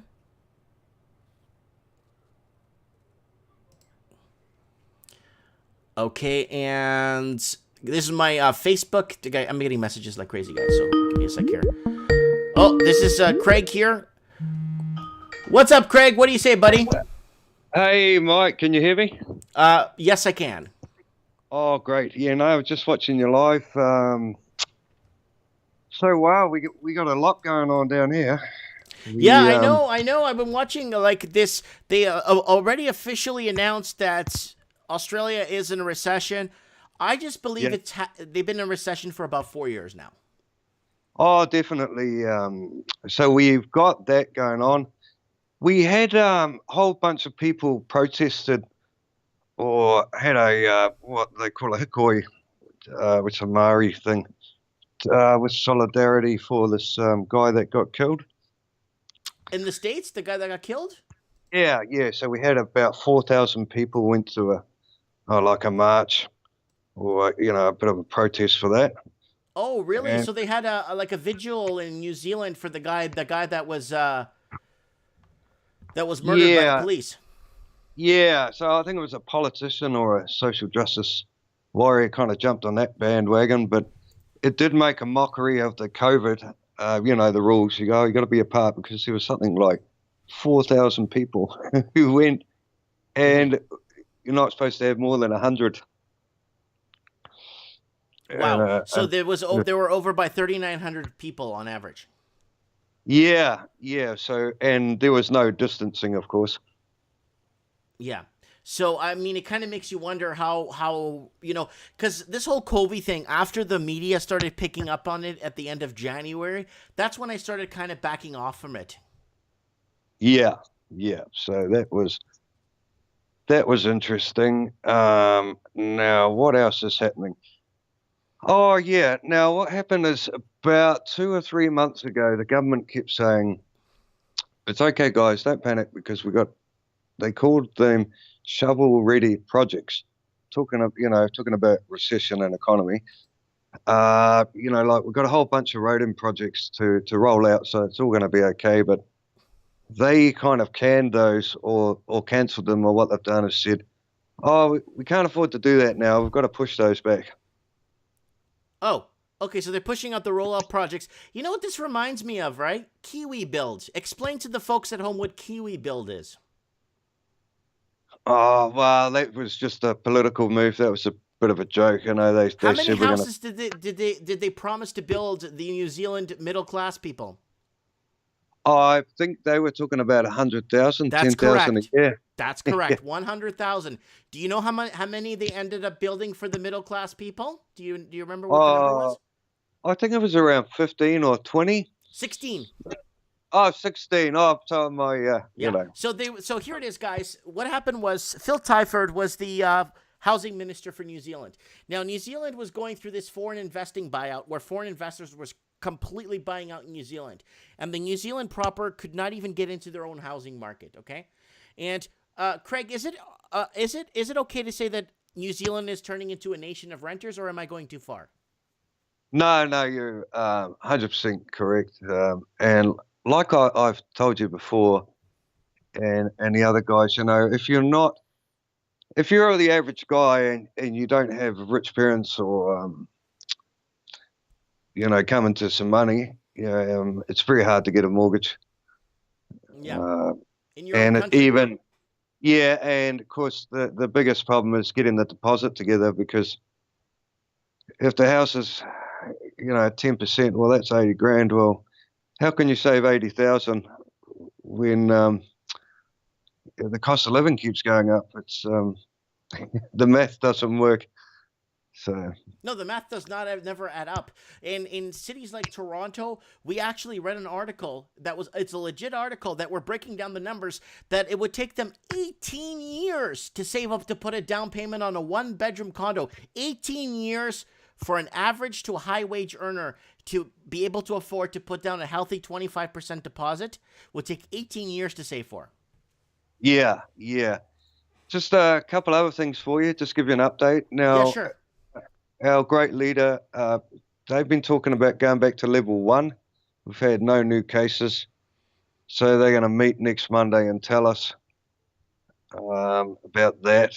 Okay. We've had our foreign minister talking, and it's been in the media. And I'm like Tim, I don't really watch TV. I just hear a little bit of my truck when I'm on the radio there. Mm-hmm. So he's been talking about, no, we need to get our international students back, and open up the schools because that's obviously hurting. Mm-hmm. And there's been a little bit of talk about this bubble between Australia and New Zealand. But that's about it. But Of course, unemployment is bad, and there's a lot of underemployed, and it's gone like I thought it would. After the lockdown, there was a bit of an initial rush, Uh-huh. and now it's just gone down to patchy, and it's slowed down a bit, and everyone's kind of holding on to their money, not spending money, and Yeah. like my job, they've pushed a few jobs out. So it's just what it is, it's a week at a time. Yeah. It's really interesting that the same pattern, we're seeing the same pattern pop up all over every English speaking country, the Commonwealth. And I knew Australia was going to be the first to go. It was just overhinged, over leveraged. And, Yes. and when you have, the amount, forget about COVID. We're talking about before COVID, okay? Pre-COVID. Yeah. They needed something to cover this mess up, and I think that was one of the best cover-ups right now was the whole COVID thing. I think COVID was I don't know. I think it was the best thing to happen to the faltering current economy we're living in right now. Yeah, well, I mean, it's better than a war, but Well, this is an economic war, and this is a war against our liberties, right? well, you guys are quite lucky to have liberties because we don't have a lot. I mean, when you get time, like look into, we have MMP. Mm-hmm. So what happens basically? I'll give you my understanding. So we go to the ballot box and we vote for, let's say, 3 or 4 parties, right? Mm-hmm. And then, the right gets 30%, and then, the red get 30, and then the blue get, let's say 30, 60, or, 30, and they might get 15. Now, the little party gets to decide, not the voter, the little party gets to decide, well, we've got 15% of the vote, so we're going to decide who we're going to form a government with. Yes, and then you got a couple of minority governments to create a majority, and Yep. yeah. See, they do that in back room, so that's not. In Canada, is the same thing. Yeah. Oh, so you guys are a communist country with a under the guise of democracy. Yes, that's a good way to put it. That's a good. Hey, what did you think about that video I put up? I put up today about that guy asking the other guy about the debt load. What is the current debt load? Do you remember that one? Oh yeah, I had a good laugh at that. I thought, yeah, that's about right. What's the number there? Well, if we carry on with the same economic policy, we should be okay. It's like, okay, do you know what $1 billion is? It's like he asked them every country he asked them the same question in 40 different ways. I think his English was very clear and proper. I understood every word he said. Did you? Oh yeah. No, that was a great video, and it really just sums up the whole system. Mm-hmm. So yeah, and it is winter here, so it's been we've had a pretty miserable week with the weather, but yeah, we're all just kind of hanging on, and I sent you from our last call, I sent you some photos here on Skype. Oh, let me see. And I found an article. I've just showing people selling off their wares, and also an article on housing I picked up. Okay, so here's some stuff in New Zealand that people are selling off. They're selling it off because they're hitting affordability crisis levels. Is that what it is, Craig? Oh yeah, I think work's going down. People have been off work and they've got cash flow issues. They can't meet their payments. Okay, here we go. So we got kitchen utensils for $2, $150 for a Dell computer pack, $380 for a nice keyboard, $10 for an electric pot. This lamp looks pretty good. Yeah, so it's kind of, grab anything we can and we'll sell it so we can go and buy food. Ooh, small column heater. Someone's going to get cold this winter, $5. Basic vacuum, $30. Extension cord, 20 meters, $25. Yeah, so that's the kind of stuff that you see on Trade Me. Oh, there is a photo there of a car dealer. If you have a look at that, you know, you can see there they say, "Oh, it doesn't matter where you are. We'll fly you to Auckland. We'll pre-approve it over the phone." Yeah. So, Yeah, so car things are dealers are getting getting pretty very super desperate. desperados out there. Oh yeah, yeah. So they are continuing to go down. Um, so yeah, yeah, it is what it is. Wow, someone's saying And selling a PlayStation 1 and a Super Nintendo yeah, Classic. Yeah, there's a lot of yep, good stuff here for sale. So people are selling stuff off in New Zealand. yes, yeah, and there's definitely been a increase in that in probably the last month. Oh, here You it is know, here. Looking for a station wagon? yeah, If you not living in Auckland, and we will get you to us. The cost of your airfare or transportation to Auckland is on us.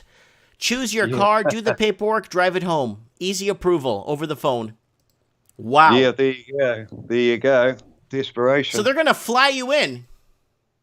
Yeah, that's what they're saying. We'll fly in from Dunedin, which is down the island, Dunedin or Wellington or wherever. We'll You fly know, you down, get you approved for a car, and you could drive home. What the hell, man? no, it's crazy. And I just don't, mind you, for years, I haven't understood, on a personal level, how can people just keep buying this stuff? Yeah, how can you just keep putting it on tick? Or we call it put it on tick, or put it on credit. Did you watch the video I did this morning about the divorce guy? No, I didn't, but I did. It did come up in my feed. The wife left, and he had to pay for the house. He can't sell it. Is that the one? It's one about my wife left me. You guys got to watch that video, guys. It's on my channel. It's actually a really good video. Let me put it up here. Craig hasn't seen it yet. I don't know why this is opening. Close. Can you close this? I don't know why this is opening. Let me go here real quick to the channel. And if you guys I can't. want to, Yeah, I yeah, it's can't right see here. that. It's called My Wife. Yeah, she left me. I'm stuck with a home I can't sell. So I got an email from a guy. You wanna actually watch this video, guys. If you guys get a few minutes, check this video out. It's called "She Left Me. I'm Stuck with a Home I Can't Sell." Wow, what a video! It's got 99 comments on it, and I posted it like a few hours ago. Yeah, well, that's just tragic, isn't it? Because yeah, well, there goes the next decade, buddy. Sorry. 1.66. Mm-hmm. They get you either way. Either you pay it back or you declare bankruptcy, and then that's got about a 7-year lag on you. Mm-hmm. Which and the way they've got, I'm not sure over there, but but over here, if you're bankrupt, you even have a hard time getting a job. Mm-hmm. So yeah, they get you. The banks always win. The bank always wins, man, no matter what, man. Bank A lot of is people what- are like, oh, you could just turn in your keys and it's over. No, in Canada, New Zealand, Australia, you just can't go bankrupt. You for a house, you actually have to go through a lot of crap to go file for Yeah. bankruptcy. Yeah, actually, that's a good point, Mike. My understanding of that, because I watched it from afar, 2008 housing crisis, on YouTube there, and I saw, a lot of Americans just hand the keys back because the mortgage, and if someone can come on and explain this to me, I'd really appreciate it. Hand the keys back in, because my understanding was the mortgage was tied to the house, but in New Zealand, and I'm not sure about Canada, when you get a mortgage, it's tied to yourself. It is. It's tied So- to in England. In England too. In England, it actually follows you around for the rest of your life. It will never go away. Yeah. So you see, you have the loan, but the house is the collateral or the security, if you like. So if you sell the house and you're short, which happened to me, then you're still liable for that money. So you can't just go and give the keys back because actually I had a friend who worked in the bank and he said what they do is let's say you don't pay the mortgage, right? Let's say you can't pay the mortgage for 6 months. And then it gets behind and then they put a whole bunch of fees on it. and that will probably come up to about 50 grand. And then they'll sell it at auction underpriced. So they might sell it for 200, let's just say, rough numbers. And then they'll say, oh, well, we need 300. Oh, look, he'll buy it for 200. We'll sell it to him. And then you, as the individual, you get the 100K left to pay. Wow. That's actually not that bad, because I know in England they actually go after you for the full price. Oh, yeah, but that's where the point of, that's where it gets to the point of, you're behind, you can't pay it, I think they call it foreclosure. Yes, foreclosure, yes. Yeah, foreclosure, So yeah, no, interesting, because I found that interesting about the States. So like I said, I watch it from afar, and I did think to myself, oh, you lucky bastards. So they really got it quite good in the States. I did see one of your other videos, you were saying that. You guys really have no idea how lucky you've got it. Oh, yeah, they have no idea. They have no... I just wish they knew. I wish they knew. I mean, 90 grand here, like I've told you before, won't even buy you a block of land. And I'm not kidding. That might buy you a litter box. A litter box for 90 large, yes. Yeah. That's the driveway. Maybe a driveway. Yeah, we don't want to get too carried away. Settle down. Yeah, don't get too carried away. 90 grand could probably get you a driveway. And it's zoned up the yin yang that you can't even sit on that land for more than 5 minutes before you get asked to leave. Yeah. Now talking about the rules, like you can't cut down native trees. You can't be too noisy. If you wanna build something, it has to be. It's the same in Australia. It has to be like a meter from the fence or a meter and a half from the fence, and you can't have. On your property, you can't build more than 60% of the property can't be like a building area size on that property, and all these rules. You can't have open fires. You can't, like I know in Christchurch, you can't have an open fire even though it's cold and miserable. They do that too in Christchurch, New Zealand. You have to can you get a permit to do a fire? Because in some towns in Canada, you could apply for a permit every year to allow you to do a fire in your backyard. To be honest, I'm not 100% sure, but it's certainly not like when I grew up in the 80s. Used to have the 20-gallon drum and burn it. No, I'm talking about fireplaces in your house, in your lounge. You're talking about fireplaces. They're banning those? Oh, they have for quite a while. Now you can buy a fireplace with a box unit. I'm pretty sure you can have those, but the old open fire, you can't have those. Alejandro Jones, Alex Jones, I call him Alejandro Jones. Oh, yeah. He's been talking about them banning fireplaces across the United States for like the last 10 years. Yeah, well, I think what they do is they come down to New Zealand and Australia and they roll out a few things and they say, oh, yeah, well, we got away with that. And we try that. And then they obviously moving into the States now. I mean, Canada's the same, isn't it? You guys. No, I got 2 fireplaces in my house, and they're legit. I use them every year. Oh, yeah. Yeah, we got 3 months of winter. So for 3 months, like December, January, February, and then March is fine. March, I'm cutting my grass. So. Oh, nice.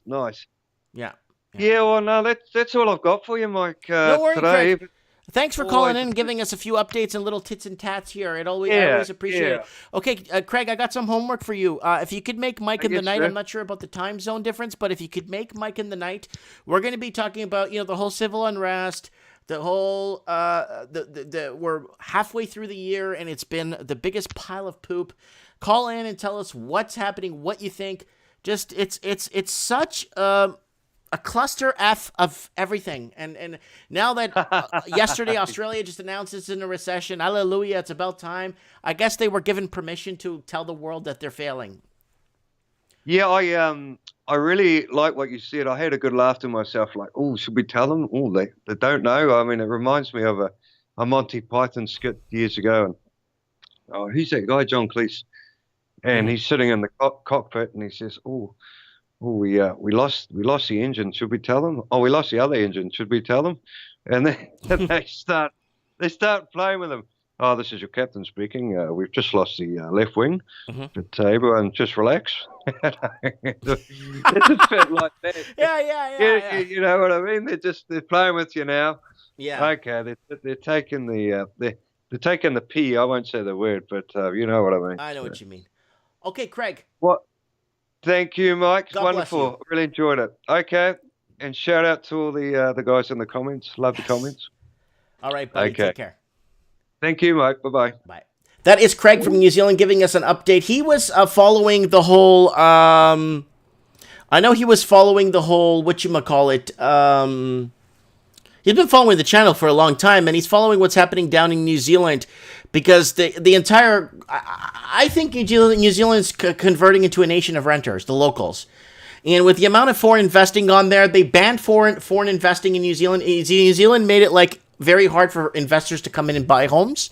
But I think that was too little too late. I think that was too little too late. I think they did that. It was a good measure, but I think they should have done it like 8-9 years ago. And New Zealand would be it wouldn't be so expensive right now in New Zealand for the locals that live there. You know what I'm saying? Okay, so let me open my Skype again. My Skype shut down on me. I don't know why it does that. It just acts weird. Yeah. I got my background changing colors. That's normal. It's because there's not enough light coming to my face. So when I back up, or back in, or back up, it casts a shadow. Yeah, it casts a shadow, and it does that. Okay, let me see what we got here. Man, so that's the McChronicle there in the comments saying he's drinking at a party. Yeah, he's partying right now at a barbecue, man, with Covey, you know, having a good time. And guys, I plugged this channel. Guys, he's almost at 1,000 subscribers. Let's get him over 1,000 right now as we are speaking.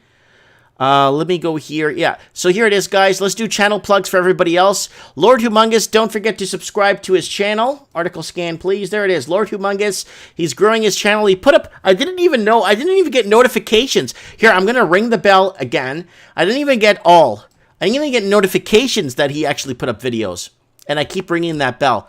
And McChronicle, don't forget to check him out. Just Cringe Diversity channel. Very good channel. Very good channel. Uneducated Economist, doing really well with this channel. On fire. He just put up a video 5 hours ago. And T-Square Talk. I think he's live right now. T-Square Talk. Does a live stream every single day. T-Square Talk. Don't forget to check him out. All right, let's get back to trends in the housing markets.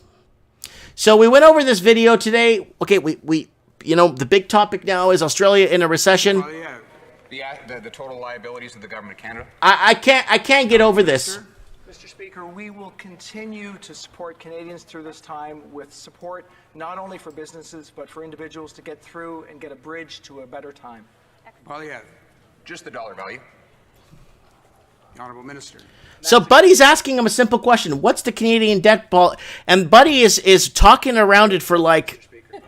Well, yeah. And what they do is they make fun of the guy that's asking the damn question. I wish I was sitting beside him. I'd ask him in Spanish. And if he doesn't get it, I'll ask him in Portuguese. And then I'll have to learn sign language or something. I know we shouldn't ask the minister about numbers. He's just the finance minister after all. But what is the equity of the government of Canada's on the government of Canada's balance sheet? Honourable Minister. Mr. Speaker, I would advise a member of Carleton to memorize those Auditor General figures for his next foray into the House of Commons. The Honourable Mr. Polyev. So the minister has claimed that our balance sheet is strong. There are 3 components to a balance sheet: the assets, the liabilities, and the equity. And the minister doesn't know any of the 3. So clearly he doesn't actually know anything about our balance sheet. That's reassuring. Now, according to the Auditor General, the negative net worth of our government of Canada will be as much as $1 trillion by the end of this fiscal year. It's on target. It's 766 billion or some sorts. It is on target for 1 trillion. It's on target for $1 trillion this year. Can the minister, if he's familiar with any of these numbers, tell us, is it possible his government will hit $1 trillion of debt this year. Minister of Finance. Mr. Speaker. Okay, I gotta get Ashima on right now. I gotta get her on right now. I gotta find out what the heck is going on with this thing. If she could answer what the heck is going on. Hey, Mike. It's on target for $1 trillion Hello? this year. Hi, Mike. Ashima? Yeah, watching you Hello? just now. Are you there? Yeah, hi. Yeah, can you hear me? Yeah, I can hear you perfect. Okay, so I need you to weigh in. Okay, big news today. Australia has already confirmed that it's now in a recession. We already covered that. But I need to get your weigh in on this thing with this, trying to find out what the Canadian budget and deficit is. Did you watch that video? I sent it to you. Remember, I sent it to you on Yeah, you Skype? sent that's who sent it to me on Skype. Yeah, okay. Did you see the video? Did you see the video joke I made about it? Yes. I saw it. It's so funny. With that- And did you also see the last video I sent you from Pierre Poliver asking Bill Morneau and everyone else what are the projects they've actually done and how much they spend on each project? They could not give an answer. Could it be, Ashima, that it's maybe top secret information or level 7 information? Oh, that's what he said. Is it top secret information? These guys don't know where they're going. But This country Ashima, is- if it's level 7, you can't even bring it up. The country is doomed. I mean, like, I am proud to be a Canadian, Mike. I'm here. I'm going to settle down here. But it's not for people who are average or who are hardworking people. This country is not for people like, they only want investors. Frankly, they don't want anyone to start up a business and do well and prosper. They don't want anyone to work. That's it. Mm-hmm. That's what I've realized here. The government was promoting people not to work. It's scary. So we got someone in the comment section. Craig Cook asked if we showed the pictures. Yes, I did, Craig. I showed the photos that you sent me. And then someone else is asking, Paul S is saying this video came out about 2 weeks ago. Yeah. And so it's irrelevant. It's the point is why can't this guy answer a simple question? And the thing is, Ashima, this guy that's asking the question speaks better and clearer English than me and you put together. Mm. It's like, how can this guy not answer this question? Yeah, so he, in fact, he says, well, you should be coming equipped with your figures from the auditor in general. Like, they have an internal auditor. And you see that gentleman, I've forgotten his name, with the spectacles. He was also there when Pierre asked Ivan Sedal. Have you seen those videos, Mike? Ivan Sedal, CMHC, which is so relevant to your show. Mm-hmm. They had these 6 videos.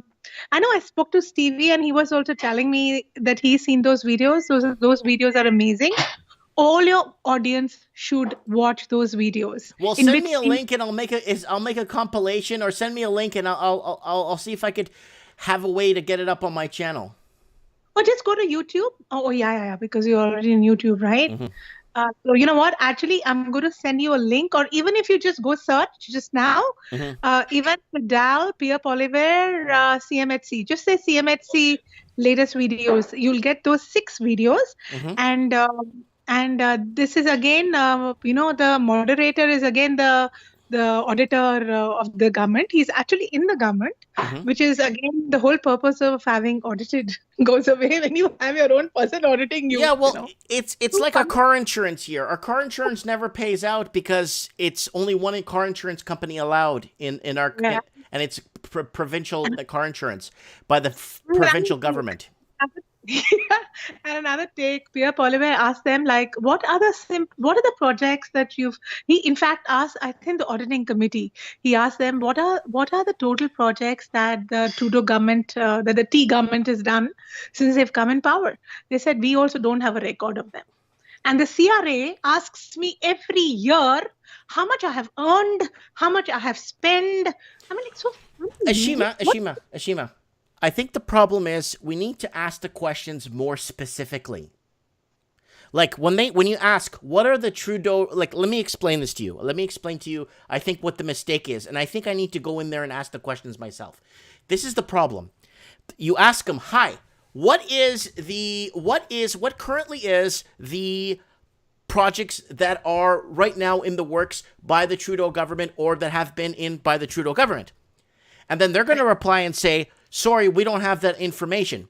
Then I reply and say, you don't have the information, or you do have the information, but you don't want to give it to us. Then if you ask them that, then you could be more specific, because they probably do have the information, but they don't want to give it to you. So then they can say, we have the information, yes, but we do not want to give it to you. Then that's okay. Then that means that they're not lying. At least they're telling us that they know what is going on, but they don't want to tell us. They don't have the information, Mike. They said they don't have the information. And then they said, forget about the information of the projects. They don't even know how much they spend on each project, how much they have allocated, Mike. How they have budgeted. I don't understand how they budget if they don't know what they're allocating to what project. How does a budget get made? It's like what I'm going to spend in the next year. These are the sources of my funds, which come from so much X taxes, Y, GST, B, HST, whatever, whatever is provincial and whatever is federal. That's how a budget is made. Like, these are the collections, and this is what we plan to spend. So what have they been budgeting? I don't understand. Again, it goes back to that video where the guy was asking him about what the Canadian federal debt level is, and I inserted that Spanish guy saying this guy is a foreign the Treasury of Canada, or whatever you want to call it, of Canada. And you're telling me he doesn't know what $1 trillion is? It's like he doesn't know what $1 billion is. Does this guy, you know what I'm saying? So yeah. So, and we all our children, Mike, your children, my children, we're going to pay for this, and we already know now we're going to have a COVID cess, and people like us, like who've not even taken a single dollar in SERP from the government, have now got to pay it back. So our saving, first we could probably save $200-300 in a year. Now we're not even going to save those, and forget about saving. We might be falling short. Paul S. just put an important comment in there saying they are liberals. They don't budget. That's only for conservatives to do. And then we have Layla. Layla says, very important comment, climate change is the main project. Climate change. Woo! It's like you can't debate climate change because the climate's changing right now. It's starting to get dark where I am. It's actually still a little bit sunny, but it's getting dark. The climate is changing. So you can't argue that no more. It's like trying to say, my car runs on gasoline. It's like trying to argue, well, it does run on gasoline. It's like, yeah, I know it runs on gasoline. It's like, well, how do I word it to say it not, you know what I'm saying, right? It's like saying the obvious, right? I need to sleep at night so I can function in the morning. So, it's like, I don't know. Anyways, continue. Probably their mental climate, which is a problem, I don't know what it is, man. And Canada needs some sort of a grassroots movement of people that are actually going to be there for the people. It's Canada's finished. Canada, the idea of Canada was good after World War II. I think it was a great idea. I think it was a prosperous idea. I think it was good, for where the country was headed. But 1993 hit, and then everything just started to go back. Right after the Rodney King riots in LA, everything just started to kind of dismantle, and then I think it was, and then I don't know if you remember during the what's that idiot's name, O.J. Simpson. Around that time, things started to go downhill really fast. So they don't want anyone to be doing anything productive. They want to outsource the production to XYZ country. Strange. I know you love China. Absolutely, I love China. Okay, Mike, just to bring out a few points which are very important. Mm-hmm. I called up, which are very relevant to the context of the housing market currently. Mm-hmm. Point number one, all your audience should just go and search and watch the Evan Sedal videos, wherein the CMHC, he's the CMHC chief. Oh, let me look that up right now. Hold on. They're very, very, very enlightening. In the sense that they're really an eye-opener of what's been happening and how they've driven up driven all of the Canadians up the golden path that you're gonna have a housing market which is going to go on increasing. Because Mike, the realtors still connected out of because these people I was talking to a realtor. Oh, he said that I'm a fool, and then he said that he has 10 houses is leased in the area. So a person who has investments is never going to want the market to go down. And they are telling Ivan Sedal, why are they scaring? Now they're telling CMHC, why are you scaring people off? It's strange, it's really strange. No, but CMHC, I just read an article right now on Better Dwelling that CMHC, what they're saying is here, let's go to article scan here real quick. It says right here, CMHC head warns home buyers to question motives of those saying prices will rise. So CMHC is saying now, if you talk to a broker or somebody or real estate agent, and they tell you that prices are going to keep going up, start questioning it. Why didn't they question this 10 years ago? And let's go back. Can I go back 1 second here? I called up Steven. I'm calling you. You guys are all on my page. We're all on the same page. Okay. We all talk the same language. Okay. Let's go back. Let's go back to why Australia is in a recession right now. Are you ready for this, Ashima? Are you sitting down? Yes, I am. Okay, go ahead. Sit down. Population growth underpinned by immigration. So Australians' economy is down because of the lack of population growth, because Australians can't afford to have kids, and underpinned by immigration, so bringing in wealthy investors. So the lack of wealthy investors ties to the article I read last week that Australia will be in a recession because the lack of foreign investing in housing. Now, number 2, a peculiar relationship with China. In my opinion, China is Australia and Australia is China. And the housing boom and the debt run up along with it, that is for the people that invested and bought it into the housing market when they couldn't afford to buy in, but because of FOMO, they bought in. And good economy policy, at least by comparison with most other advanced economies. So Australia right now is in a recession, and the pillars are busting in Australia, and because of the lack of... So now Canada, remember Ashima last week, we discussed this. Canada and Australia and New Zealand and all those other countries are going to fight over the protesters in Hong Kong to get money. Canada has ramped up its approval, fast track approvals to bring in more people from Hong Kong into Canada as fast as possible. So till when they're going to do that? Till when? Well, Canada's looking at bringing in 300,000. Yeah, after that. And then they're going to start pushing to fast track people to give them citizenship immediately. After that. It could be 2 years. Yeah, after that. I don't know. So that's what it's not going to be a party which is forever. They have to realize that this is not how you build economies. This is how you build lobbies. They have lobbies of people coming here and buying stuff. They can keep on doing it. Sensible people who can read through this will never go wrong. We listen to you, your channel. We all on the same page. We're not crazies. Yesterday, I called up, not day before yesterday, I called up someone to see a new house because my family wants us to shift into a new house. And that's what we've deserved. We've saved, we've worked hard. I called that person up and she said, yeah, I'll show you the house 7 o'clock. And I said, what about the COVID restrictions? No COVID. I think this is a Chinese house, Mike. Yeah, I don't. And for me, I think we're all equal human beings. And I said, all right, I'm going to go in. And I got a message from that realtor saying, first of all, I am not going to show you this house because my sellers don't want me to be dealing with the buyers. So you have to come through your own agent. I said, that sounds reasonable, but these people are not ready to even negotiate. I said, well, that's all right. And I sent a message saying, thank you. You saved me from buying an overpriced house. I'm thankful to you. I sent a message to her. This is what happened with me. And on the COVID front, I must also enlighten your listeners, Mike. I have come across someone who one of their employee passed away because of some underlying conditions, which, you cannot talk about. And it's everybody's personal health. And they, once we reach 60 or they reach 60, things can happen to us. We're not immortal, right? So, but then they said that the person had COVID and the whole staff of that that facility wanted to go and get themselves tested for COVID.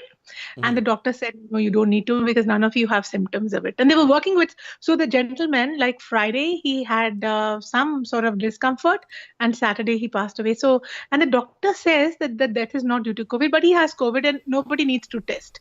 So I don't know what's happening, Mike.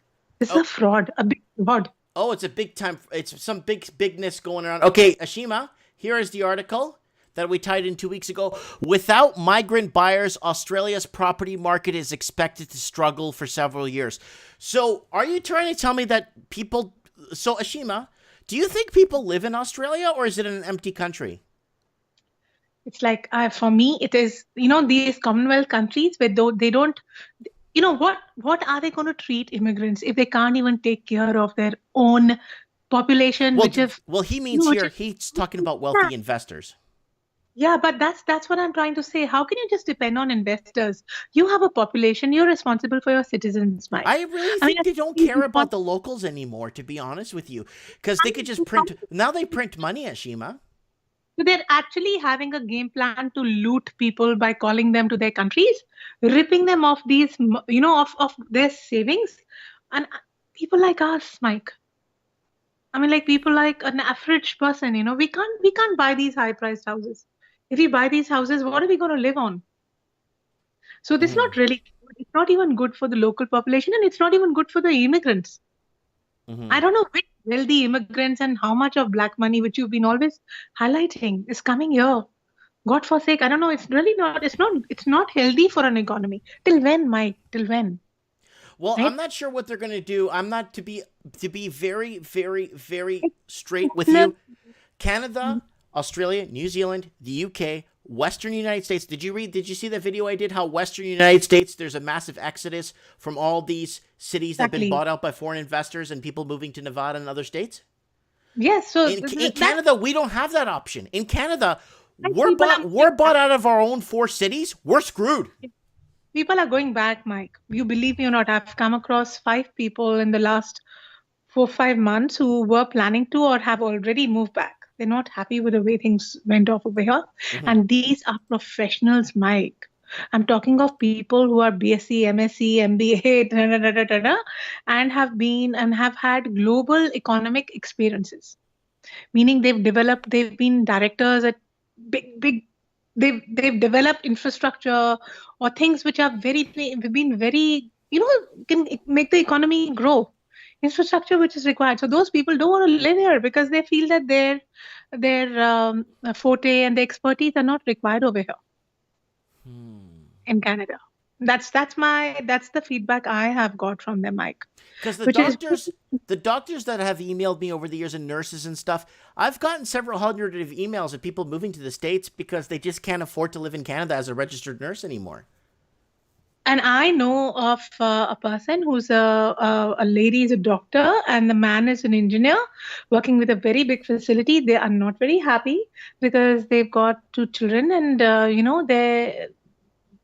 they are and highly qualified people. They can't even afford a normal townhouse, Mike. Yeah. Oh, no. Mike. Can't even afford a townhouse. And I'm not talking of GTA, Mike. I'm talking of area other than GTA, like so far away from GTA. And this is, in the Niagara region, and then also not being able to afford things. The family has to live separately. I mean, it's so bad. It's, people living one side in West Coolumbury and East Coolumbury, whatever, that area. And here, one family is living here. It's not a very nice way of promoting happiness in a country. Let people be happy. Why do you have to depend on black money? On these Mickey Mouse underground money, black market money, casinos. They threatened my life when I made that Australian video about money laundering in Australia through the casinos, and I had to stop making videos about casino money laundering from China, like billions were laundered through Australian casinos, and we're not allowed to talk about that. It's really sad, Mike. You've been really, really touching the right subjects and the right nerves, but obviously the wrong kind of people there. Like your channel has some good people, and I hear them every week. Just keep on doing what you have to do, Mike. Just keep on being patient, and maybe in our lifetime we don't see the change, but at least we've not given into the wrong things. We've not that vice of just buying that house, being greedy, and then I think, Mike, I must also tell your listeners, before any of you buy a house, please speak to your insolvency consultant. Mm-hmm. That's what I tell everyone. Forget about CMHC doing what they have to do, or your whoever mortgage people. They just want to give you a mortgage. Their They job just is to make money, not to fit you with a product that you could use. because those realtors, every realtor, Mike, I can vouch for it. Every realtor I've come across has properties in whichever area they promote it, and I can write it on paper. This is a confirmation, Mike. It's a shame. So where is the conflict of interest? First of all, if I have a conflict of interest, I should not be able to do that job. Mm-hmm. How can someone how can they sell me a property if there is an absolute conflict of interest? They want that property in that area to go up. Well, it's like a lot of city councilors. Like if you go to city councilors in the small cities and stuff, in little boroughs and towns, almost every city councilor owns multiple properties, or they're a real estate agent. And even up the city banks, the city budgets, but they themselves are booming. All the cities are out of funds, but they are doing very well. Yep, they're booming. Yeah, and the city is doing absolutely out of funds. Mm-hmm. You see the bond, you see the muni bonds. Yeah, they're all going to. I don't know how they're going to pay them. How they're going to keep their promise, Mike? Till when is this frenzy going to go off printing? We are in very bad deflation. Yes. No. Yes, people say inflation, but okay, inflation is there. But the bigger problem than inflation is deflation. Mm-hmm. What happens? Everything comes down to we losing jobs, not being able to keep up to earning what we need to basically sustain. Mm-hmm. Mm-hmm. So if we're not able to do that, where are we all going to go? No money, no economy, nobody's going to buy retail. So we've been discussing the disappearing middle class on this channel for about 8-9 years now, and now it's gone full rampant in the last 6 months. We're halfway through 2020. It's arguably one of the worst years in history, and it looks like we're going to start to see the dirty side of things. And we see it in that video, the video that you sent me, that I did the joke with that Spanish guy. And basically it's like they're you know what it is, Ashima? They're making fun of us. They let them, Mike. They're making fun of us is what they're doing. They're actually showing the rest of the people that, hey, we could do what we want and we could say what we want, and there's nothing you could say about it. And we'll have to still pay all those additional taxes which are coming up, COVID-19 tax, surcharge. We never asked the government for these subs and all. Who asked them? You know what, Ashima? Let me say something. I could bet you 100 to 1 that half of the people in Parliament right now will be out of the country, like will be living somewhere in a secluded place in Costa Rica or somewhere in some beautiful island in the Caribbean, in a nice secluded home on a piece of farmland, relaxing when their term is up. I have a feeling that's going to happen to a lot. A lot of them won't stick around in Canada. And Mike, people like us, in spite of all those things, my family, like my husband, would go lecture students in this local college and local community college and universities, because we just want everyone to do well, give them those additional sort of, things which they need, or be equipped to come find a job, help them to find out. That's how we think we need to give back to the community from where we've got.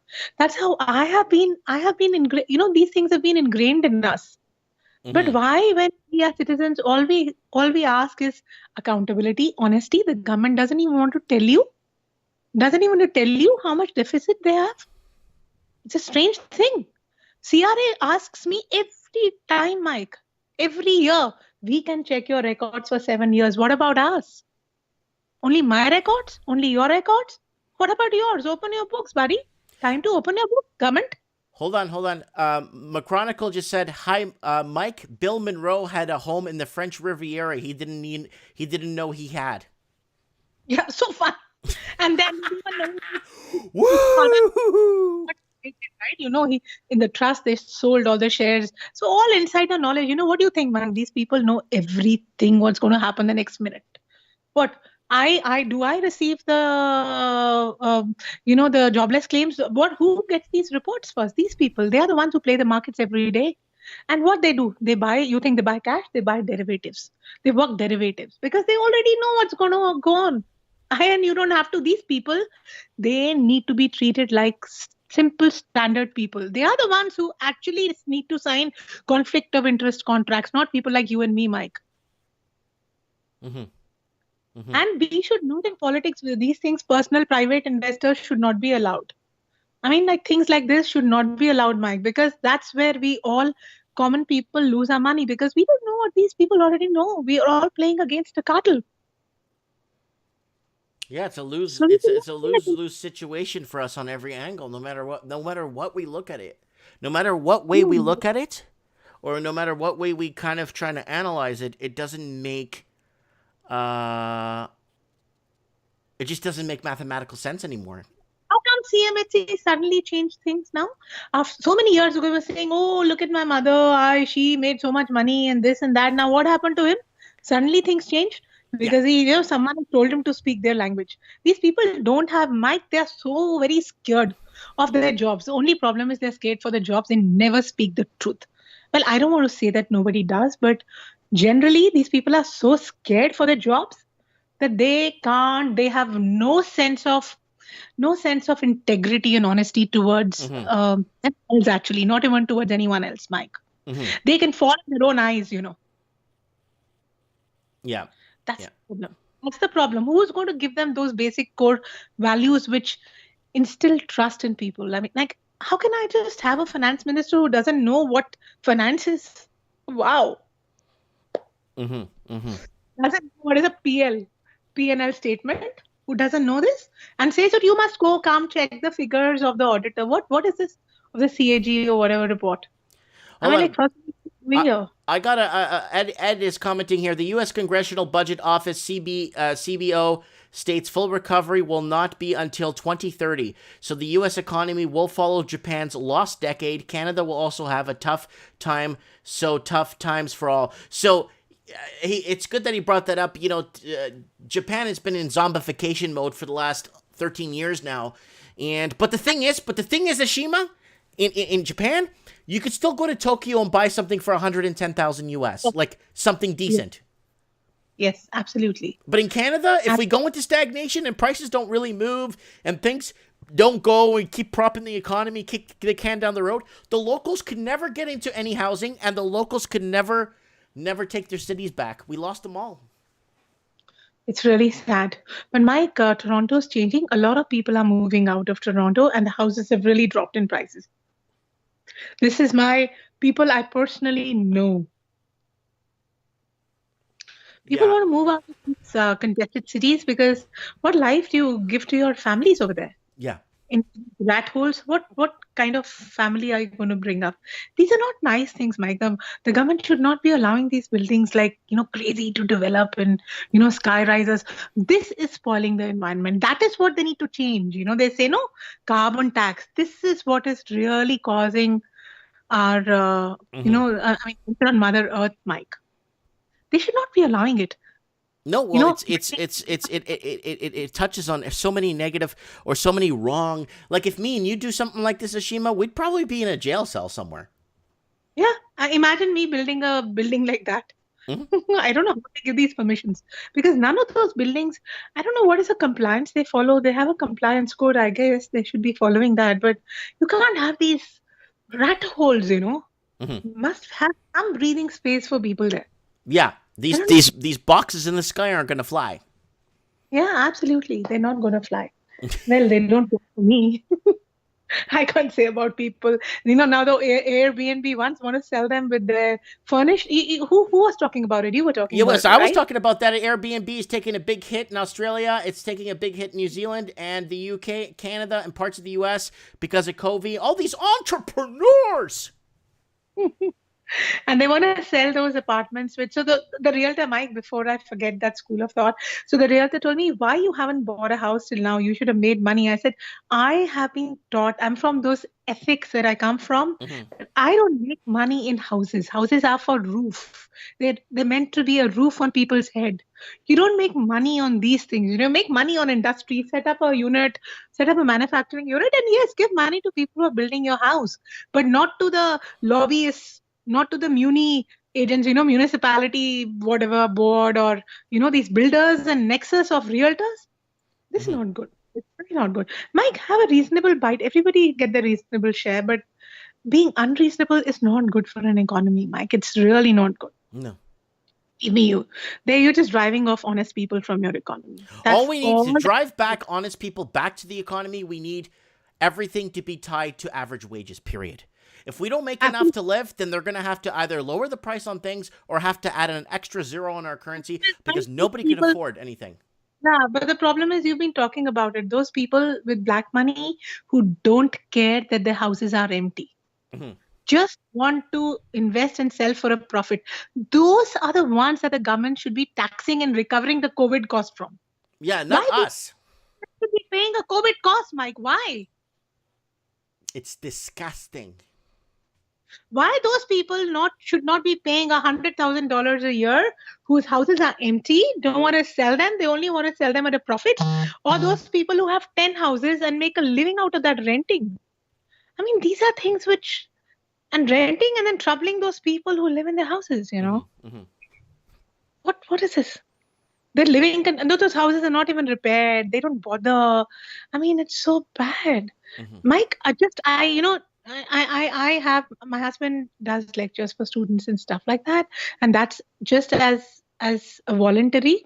They call him to, train. I was talking about it. Those students, Mike, if you see the living conditions, you will run away. They rent out those apartments to those students. They're unlivable. If I go there as an inspector, Mike, I'll tell you, I'll just shut off that unit. It is so bad. What kind of a basic human right? They're infringing on everything. Those students, they're not saying anything because they're so scared. They call those students here and then they call them to study and they call them on a study or a student visa. And those people don't want to speak anything because the moment they speak that, they get tracked and then don't even get a work permit, don't get a chance to be a PR. And those students are so scared, poor people. Yeah, it does. It does. Really bad, man. Really bad. And those people have, the apartments they live in, actually, they're not even apartments, they're bungalows.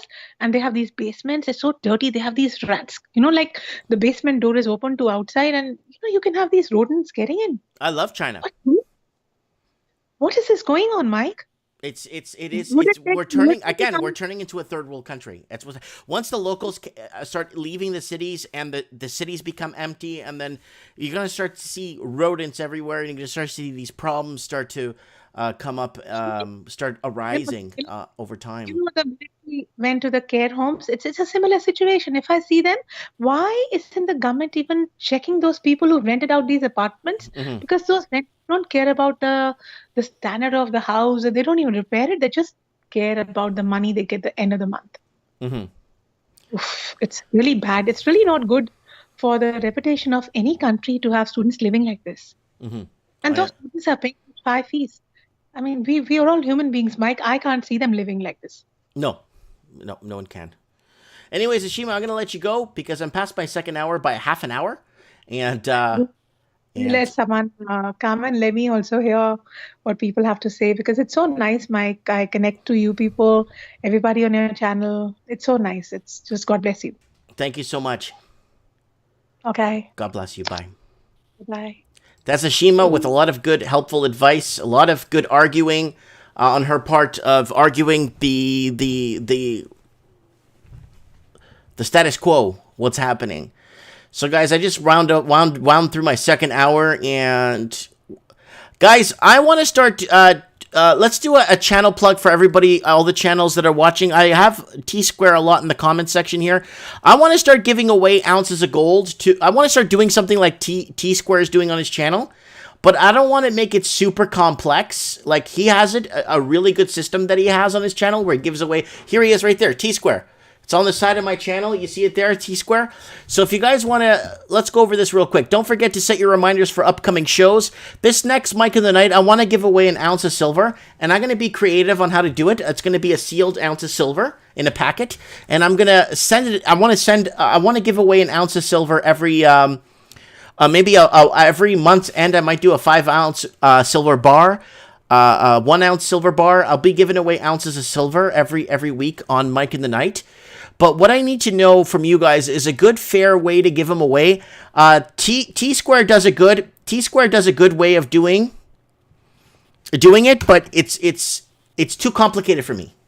There's my Facebook, guys. There's my Instagram. If you guys want to follow me on Instagram. There's the Lord Humongous channel, guys. Get on there, right there, Lord Humongous. You go to his home, he's got nothing set up because he has to go into his channel and edit channel. So he's got to go into his edit. He's got to go up to the top here and edit his channel and click a few buttons to start showing his most recent videos or most popular videos. So until he does that, you have to click on videos here. Here it is, Lord Humongous. Don't forget to subscribe to the McChronicle. Here he is. He's almost at 1,000 subscribers. Let's see if anyone subscribed since then. 958. Okay, guys, I'm going to give you the McChronicle link again. Guys, he's not that far from 1,000. Please subscribe to the McChronicle. And then we have Just Cringe Diversity channel. 2-time world champ on this channel. Really good channel, and he's at almost 6,000 subscribers. Uneducated Economist, don't forget to check him out. He just put up a video. I got unsubscribed from his channel like 2 times. And you know what that means? He's actually doing something right on his channel. And then, T-Square Talk. I love this guy. I'm going to see if I could get him on the show for trends in the housing market. Hopefully, I could get him on Mike of the Night. Hopefully, I could get him on Mike in the Night this Saturday to talk about what's happening with the civil unrest in the United States, what's happening there. And I'm going to have a talk with him through the week. He's doing a lot of silver giveaways and stuff. I want to do the same on my channel. I don't have a problem giving away an ounce or 5 ounces of silver every week on my channel. I have no problem. I just have to find a way to streamline it and make it kind of fun for everyone to get in and hopefully, like, you know, so we got Layla, let's say something, the NWO in Mexico very soon. We'll have Layla on the show. I'll have Layla on the show this Saturday if she's available for Mike in the Night, so she can give us her angle on what's going on. And I want to get her lowdown on what happened with that whole Canada trying to find out what the financial situation Canada is in with some simple questions. I want to get her lowdown on that. I hope she watched the video that I put up. Lord Humongous saying T-Square is a good dude. Oh, I love the guy. He's a great guy. I spoke to him. I've talked to him many times on Skype. He's a great person. He's such it's just a really beautiful person, and I hope I could be friends with him for years and eons to come. So I want to learn. I want to learn a way. I don't mind giving back. I have no problem giving back. I just want a good mainstream way to do it.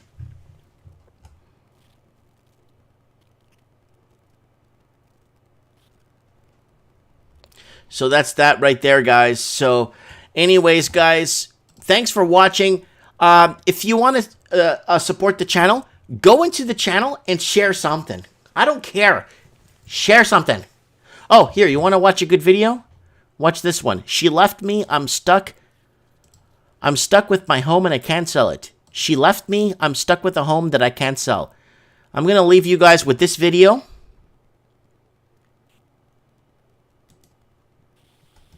There we go. Pow. I'm leaving you guys with a video to watch. If you haven't seen this one, it's got 99 comments on it since I put it up a few hours ago. Check this one out. It's actually a really good one. Okay, guys, this wraps up the whole trends in the housing market for tonight. I appreciate Australia now is in a recession, so we're going to see what happens going forward. And lots of love, guys. Lots of support. Thanks so much for watching, and we'll be talking very soon on Mike in the Night this Saturday. Thank you so much for all our callers and everyone that's been standing by the channel and all our moderators. God bless.